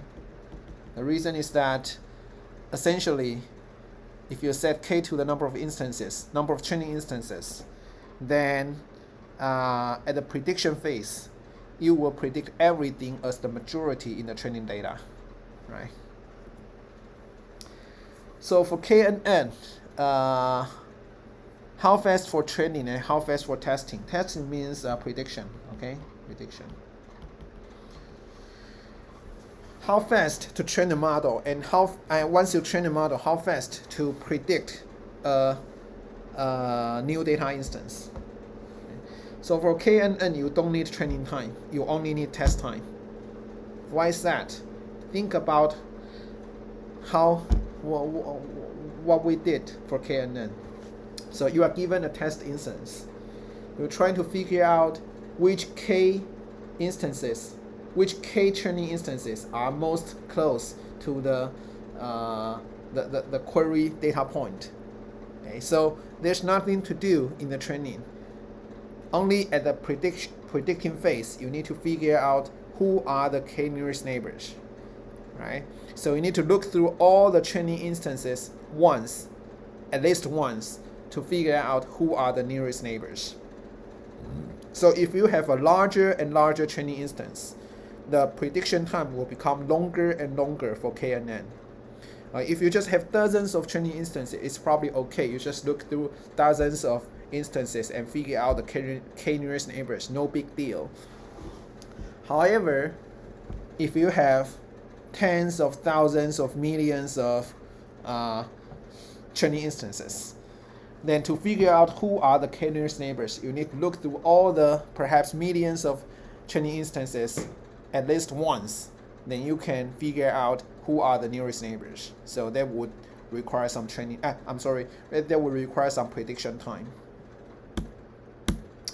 Okay, so I told you that testing or prediction requires a lot of time. So how to accelerate the test time? Okay, so perhaps you could design some spatial data structure, or maybe design some algorithm such that when you need to find the k nearest neighbors, you don't need to look through all the training instances, right? Perhaps you can somehow find the k nearest neighbors based on a better data structure. Okay. Or perhaps in some cases, you could find the approximately k nearest neighbors. Perhaps you just perhaps to find the precise k nearest neighbor, that would require a lot of effort. But if you can design some algorithm that could find the k neighbors that are not very far from your query point, they're probably not the closest ones, but they are not very far from the query point, perhaps they are good enough. And if you can find the data points that are not very far very efficiently, then perhaps that's a good algorithm. Okay.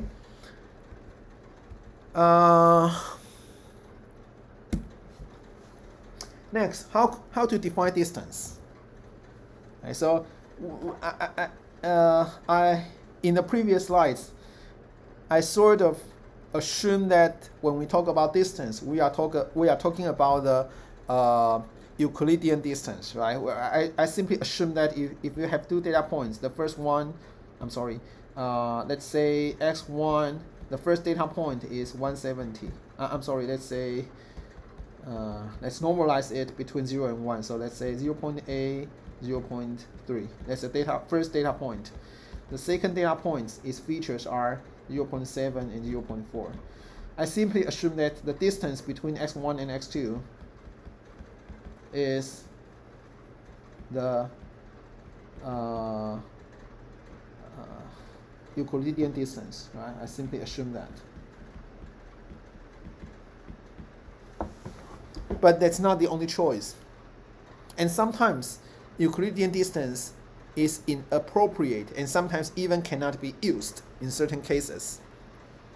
So there are other distance measures, for example, cosine distance. Okay, for example, Jacquard distance.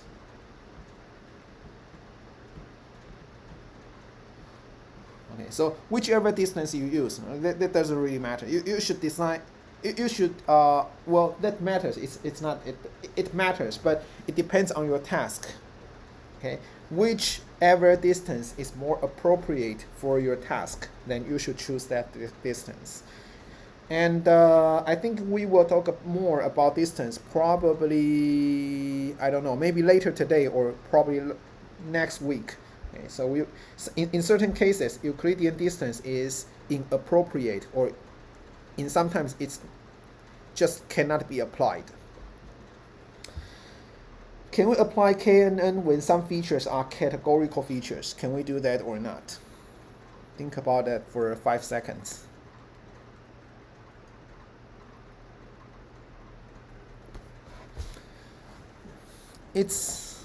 I don't know, it's not that straightforward, right? How to define the distance between the two data points if their features are categorical features, right? So for example, how to define the distance between let's say what's a categorical distance? I'm sorry, what's a categorical feature? Let's say nationality. Okay, Japan,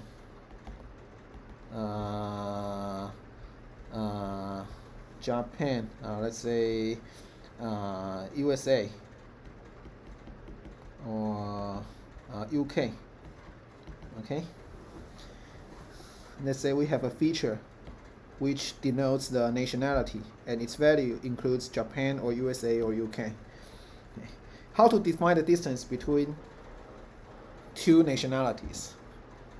It's probably not that easy, right? So if your features are categorical features, can we use KNN? The answer is it depends. If you can somehow define the distance between categorical features, then perhaps you could use KNN because you can still find the k nearest neighbors.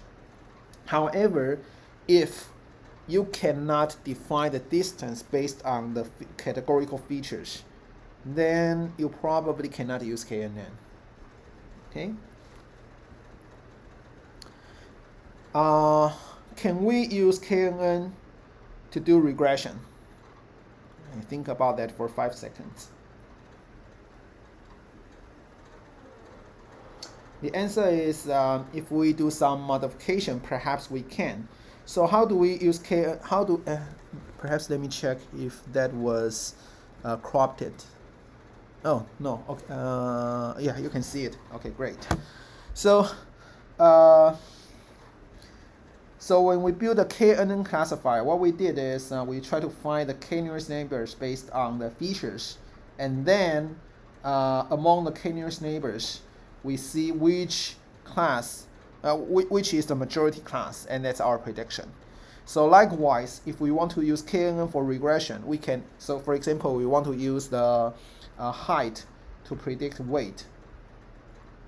Then, given a new student, and let's say he or she is 170 centimeters, then we can find k nearest neighbors, which means we can find let's say k equals to 4, then we will find four nearest neighbors, which means that we find 4 students whose heights are most close to 170.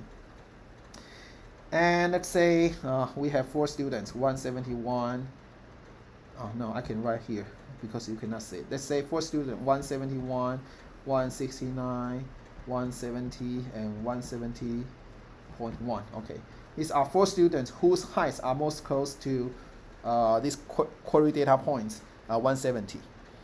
And their corresponding weights are 50 kilometers, 60 kilometers, 61 kilometers, and 41 kilometers, for example. And perhaps I can compute the average of these 4 weights, and that's my prediction.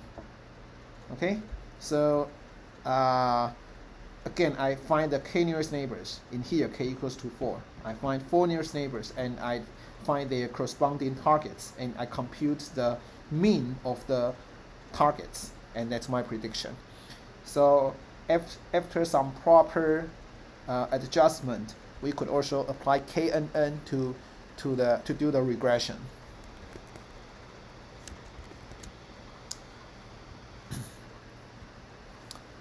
Okay, if you are given training data like this, X is the height and Y is the gender, and you are given a new student's height, explain how to predict the student's gender based on KNN where k equals to 3. Okay, this is almost the same as what we just explained, right? So you are given a new student's height, let's say 170. Okay, again, so you just find among the training instances whose heights are most close to 170. You find the 3 nearest neighbors. Okay, they might be 169, 169.5, and 171.4. Okay, let's say these 3 students, their heights are most close to 170. And if their genders are female, and male, then most of them are females. I would predict these new students as female as well.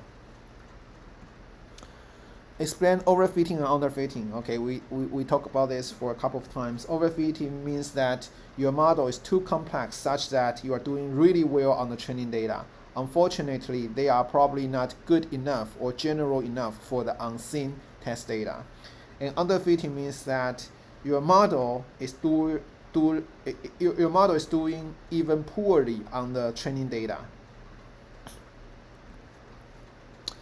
When using KNN with a very small k, will the model tend to overfit or underfit? Okay, the answer is your model tend to overfit the training data, because you make prediction based on very local information. Okay, if there are certain outliers, then the neighbors among the neighboring regions among that outlier will be likely to be incorrectly predicted in the future. Okay, so that's all I want to talk about regarding k-nearest neighbors algorithm. Let me check if there's any questions on the chat room. No, okay. So let me move on to the next topic.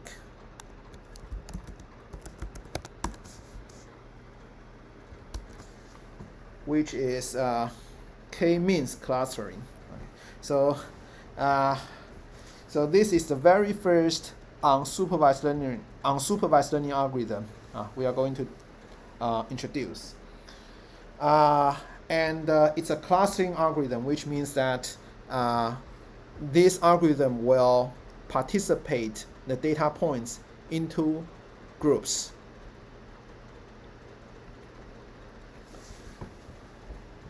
So what is clustering? Okay, it's a unsupervised learning algorithm, and it requires data but no label. And because clustering means that you group similar things together as one cluster based on the features. So what you can do, you could perhaps group the emails based on the features. What can be the features of an email? It could be, I don't know, the length of the content. Okay, the length of the content could be a feature, or perhaps the sending time could be a feature, or you could list a lot of different features. But anyhow, you just group the emails into certain groups based on the features. So perhaps longer emails belongs to group number 1 or cluster number 1. Shorter emails belongs to cluster number 2. Okay, or perhaps the emails sent in the morning belongs to one group. In the afternoon belongs to another group. The email sent in the evening belongs to yet another group. Or you could group the search results. Or another example is group the group customers' shopping patterns. Okay, what could be the features for this? For example, the number of products. Okay, the number of products a customer customer buys in a customer buys together. Or maybe the shopping time. Okay, when did the person buy the products? Okay, and again, you can group the people based on their shopping pattern. Regions of an image. Okay, I will explain this later. Okay, so clustering is useful when you don't know what to do. Okay, you're just giving data, and you need to do some maybe observation first before you know what to do with this data. Then you could probably cluster the data and see if you can find the patterns in each cluster. Okay, that's for data exploration. However, the output of the clustering algorithm, the clusters, they could also be just gibberish. So the basic idea is that you group similar instances together. Okay, so let's use a 2D data points for example. 2D means that I have two features. Okay, this is first feature, this is second feature. Okay. And then here I have dozens of data points, and in this example I cluster them into three groups. Cluster number 1, cluster number 2, and cluster number 3. And as you can see, the data points within one group, they should be closer to each other. But you can also say I just want to group them into 2 clusters, or you could group them into 4 clusters. Or you could say each data point itself is one cluster. There's no ground truth. So you could do whatever you want. So what do I mean by similar? Okay, so if you want to define similar, you need to have a distance function. Okay, so for example, that could be small Euclidean distance, or small, let's say, cosine distance, or small whichever other distance. That means similar.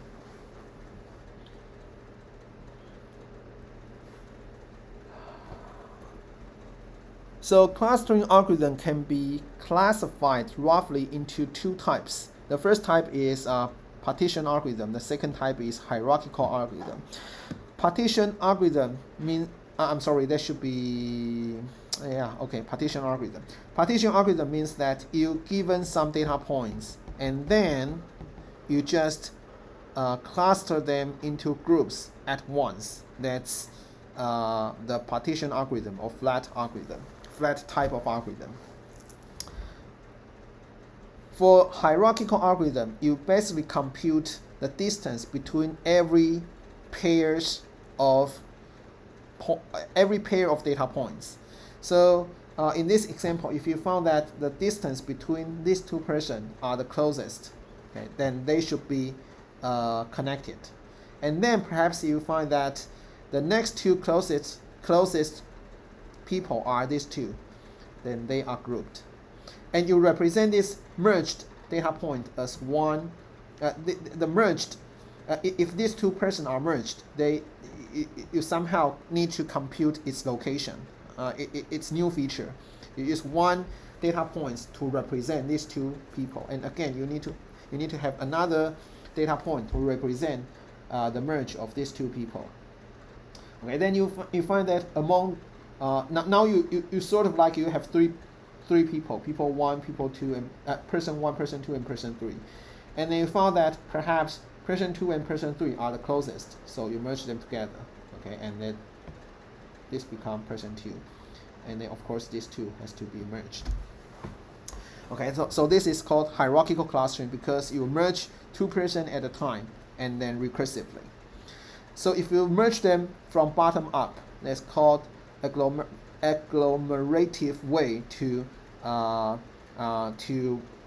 hierarchical clustering. And if you merge them top down, then that's divisive. What's top down mean? Top down means that you treat everyone as one group. Then you group them into 2 groups, and for each group you further group them into groups. Okay, that's top down.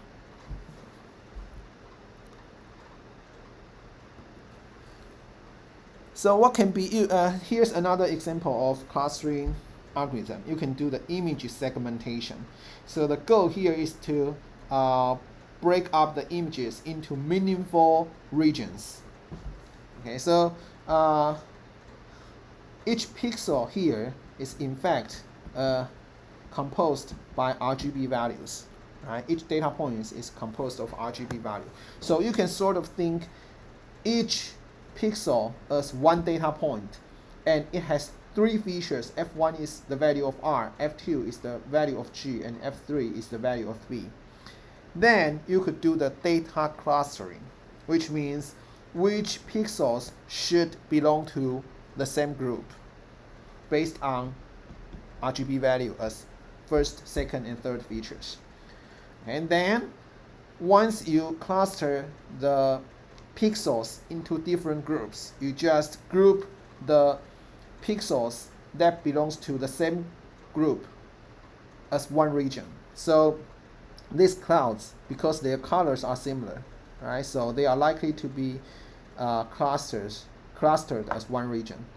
Okay? These blue skies, they probably one cluster. These grays, okay, they are probably one cluster because their color are similar.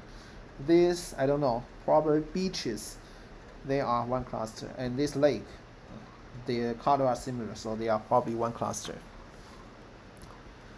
Clustering algorithms are also used to for gene expressions. Okay, which genes are close to each other? They are grouped. But anyhow, today we want to talk about one particular clustering algorithm called k-means algorithm. And k-means algorithm has an input hyperparameter k, and this k means the number of clusters you want. Okay, so here we have, I don't know, maybe hundreds of thousands of blue data points, and we have 2 features. We want to group these data points into 5 clusters because we set k equals to 5. This is an input user-defined variable, so that's a hyperparameter. Okay, how to divide these blue data points into 5 clusters? So if we use k-means algorithm, then the first step is we randomly select k points as the centroids. Okay, so let's say we selected these 5 data points. And then we assume they are the true centroids. And then, based on the centroids, we could divide the whole region into 5 regions, which means something like this. Okay, any data point at this area, they are closest to this data point, and every data point in this area is closest to this data point. Okay, now let me erase these markers first. Erase pen. Okay, now if you check these centroids, you will see that they are not the true centroid, right? Because, for example, in this region, the centroid is probably here. In this region, the centroid is probably here. Okay, so initially we assume that these 5 data points are the centroid, and then we have the boundary. But we found that after we set up the boundaries, we found that these centroids are not the true centroids. So we move these data points to the current centroids, okay, which are here, okay. Now, after we move them to the new centroids, we found that the boundaries are wrong, right? For example, the boundary between this data point and this data point is probably something like this. The the boundary between this one and this one is probably something like this. Okay, so the boundary is wrong, so you need to define the new boundaries. And then after you build the new boundaries, you will find that the centroid is wrong again. Then you need to move the centroid. And after you move the centroid, you will find that the boundary is wrong. Then you update the boundary. Then you just repeat these two steps until converge. Converge means that the data points doesn't move, and the boundaries, they don't move as well. Okay, they just stopped. That means converge. And then after they converge, you would have 5 regions, and that's your clusters. That's the k-means algorithm. Let me give you another example. Okay, so here we have again maybe maybe hundreds of data points, and then we randomly select 2 data points. We randomly select 2 centroids, which are here and here, which means that the boundary would be roughly like this. Here would be blue, here would be red. Okay, so that's here. Now the boundary is this purple line, and we found that the centroids are not the right centroids, because for the blue data points, the centroid is probably here. For the red data points, the centroid is probably here. Okay, so we move the centroids to the right location. So they are here and here. So that here we comes to the subfigure C.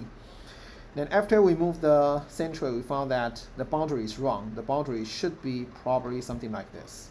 Okay, so we have this D. And again, we need to move the centroids, right? Okay, so they are here and here. And again, now the boundary should be something like this, which is this F. Okay, then you just basically repeat these 2 steps. Update the centroids and then update the boundary. We repeat these 2, and eventually here we diverge to this subfigure I. So at this situation, the boundary is something like this, I guess.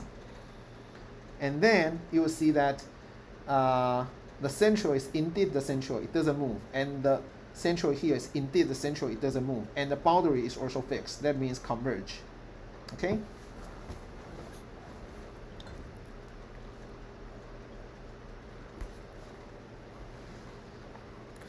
So k-means algorithm is guaranteed to converge. However, given different initializations, the result, the converged clusters might be different, which means that so again, let me erase the figures. Erase pen. Okay. If instead of initializing the data points like this, if my initial data points are, I don't know, here and here, the result might be completely different. Okay, so it another I guess if let me erase this. It is possible that if somehow one centroid is here, the other centroid is here, I guess this could be a converge situation, because everything here, they are closest to this data point. Everything at the other side, they are close to this data points. So it is possible that if you use different initialization, it is possible that it turns out to be different they converge to different clusters.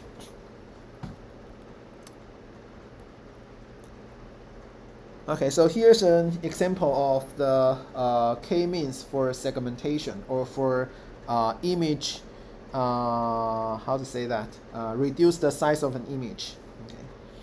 So if I use k equals to 2, that means that I want to participate all the pixels into two different groups. So what does that mean? Okay, let me use this figure as an example, and then I will come back to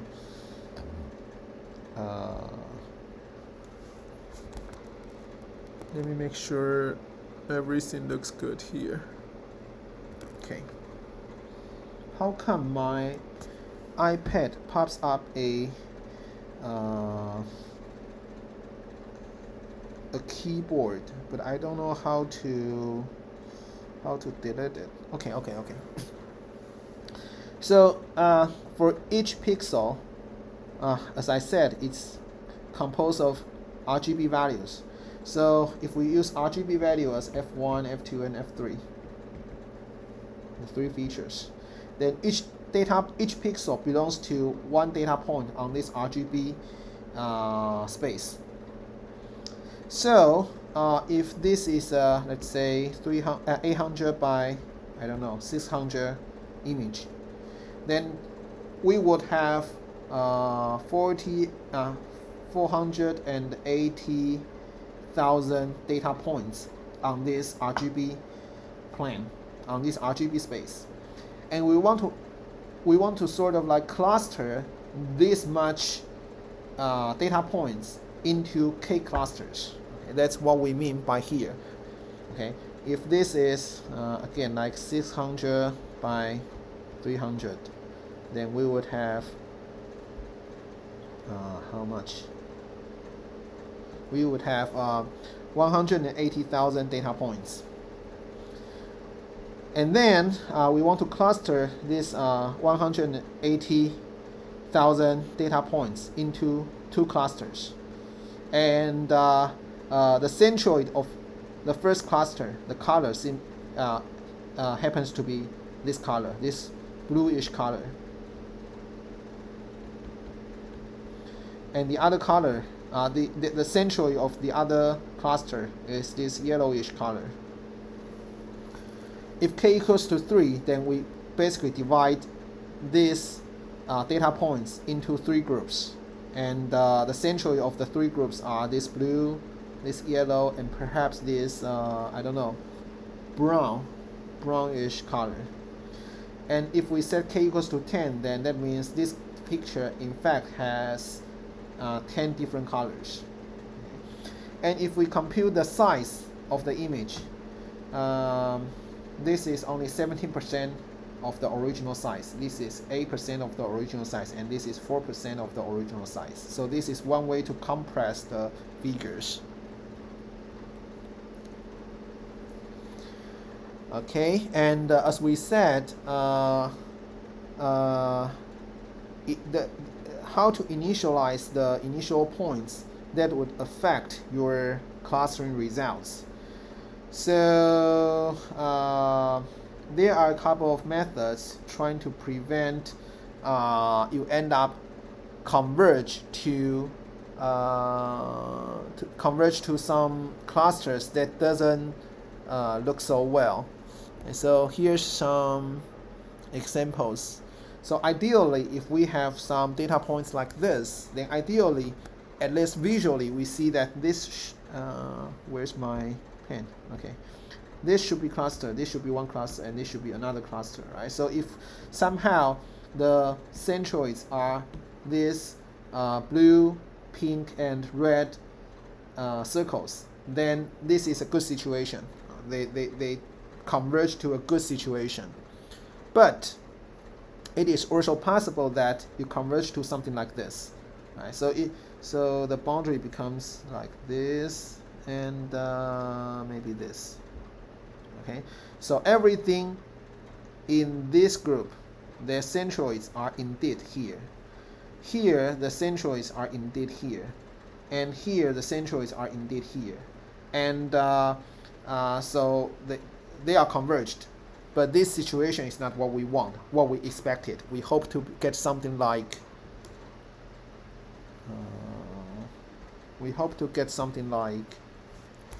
where My keyboard doesn't respond. We want to get something like this, but it is possible that we end up converge to something like this. So this is another example where k-means may not give you a proper cluster.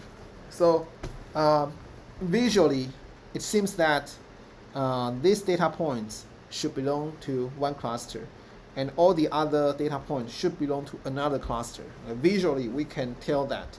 But if you use k-means clustering, and if you use Euclidean distance to define the distance between two data points, then it is impossible to cluster these red data points into one cluster and the blue data points into another cluster, because for example, this data point and this data point, they are very far away. So use k-means, they cannot belong to the same cluster. So what can we do? One possibility is to change the access system. What I mean is that, so here we have, let's say this is the first feature, this is the second feature, right? So we use S1 and S2 to denote each data point. But we can use another access system. For example, we could use R and theta to denote the location of every data point, right? R is the distance between the origin and the data point, and theta is this angle between the this line and this line. This is the angle. If we use R and theta to represent the location of each data point, then we will end up having this. Oh, sorry, so I use capital R, so here I should write capital R. Okay, then we would have something like this. The blue data points, they have a larger R, and the red data points, they have a smaller R. So you look at this.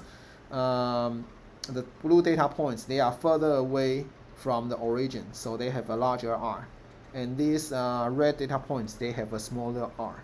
So you would end up having this. And then if you use k-means clustering algorithm on these data points, which we use theta and R to denote their locations, then it is possible that they belong to one group and they belong to another group. Okay, so let me ask you a couple of questions. Now we know two different algorithms. One is called k-means, one is called KNN. Can you compare the similarity and differences between k-means and KNN? Okay, I give you 5 seconds.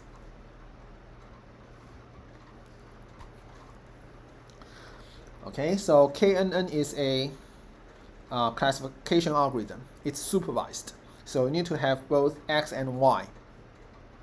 And your algorithm essentially trying to find the relationship between X and Y, and when you're given a new X, it will predict what's the corresponding Y. K-means, on the other hand, it's a unsupervised learning algorithm.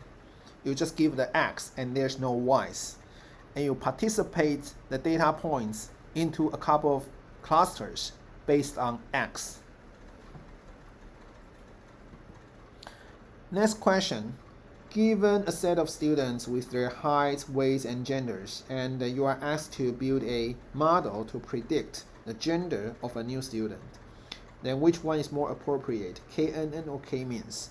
The answer should be KNN, because apparently this is a classification algorithm. You have a ground truth, which is the gender you need to predict. So you should use a supervised learning algorithm, or in more specifically, you should use a classification algorithm, and you can, of course, choose KNN. Maybe let me ask one more question. What's the K in KNN and what's the K in K-means? Okay, I'll give you another 5 seconds. Okay, so the K in KNN, this K means that I want to find K nearest neighbors, and I use their labels to make predictions. Okay, this K means K nearest neighbors. This K means the number of clusters. Okay, how many clusters do I want to participate the data? Okay, so that's all I want to talk about K-means. Let me go back to the chat room, see if there's any questions. So we have C1 98% and C2 2% in the training set, and then we set K to the number of training instances. We will seem to do a very good job, though not really, because we have 98% accuracy. Okay, yeah, that's true. So I think this student was asking if we have two classes, and class number one is the majority class, which correspond to 98% of the data of the training data, and class number two, which is the minority class, which accounts for only 2% of the training data. Then if we set K to everything, okay, if we have 100 data points, then we just set K to 100. Then in this case, of course, we would predict everything as the first class. And in the training data, indeed, we have 98% accuracy. And if the distribution of the test data is indeed the same as the training instance, then ideally, even if you test on the test data set, the accuracy would also be 98%. Is this good or bad? Okay, this is almost like random guess, right? So that's like if you want to predict whether a person is, I don't know, whether a person have a very rare disease or not. By predicting no, you would almost always correct. But is that useful? That's a very useless model. Okay, so is accuracy a good measurement or not?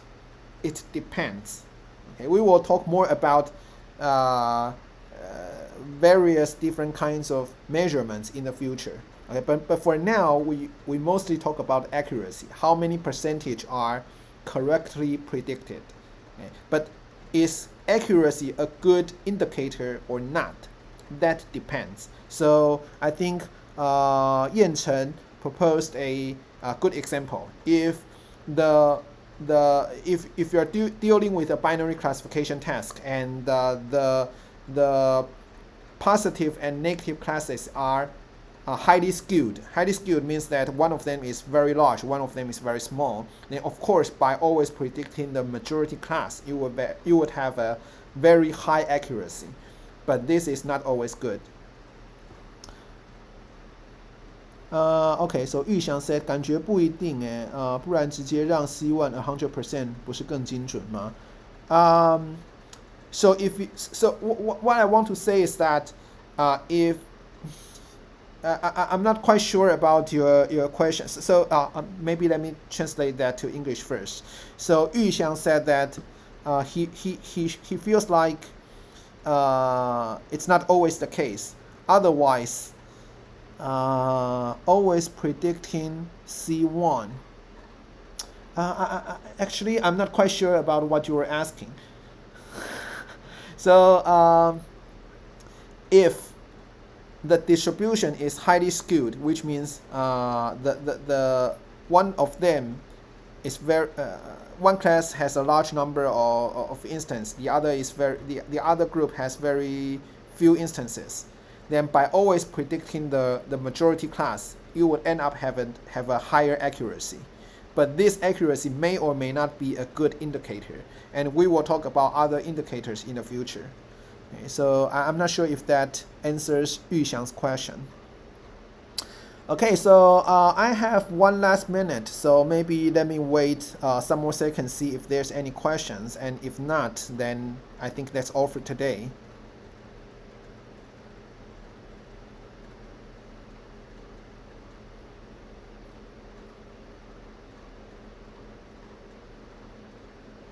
Okay, looks like there's no more questions. Okay, so I think thank you for your listening, and if you have other questions, I'll be online for another, I don't know, 30 seconds.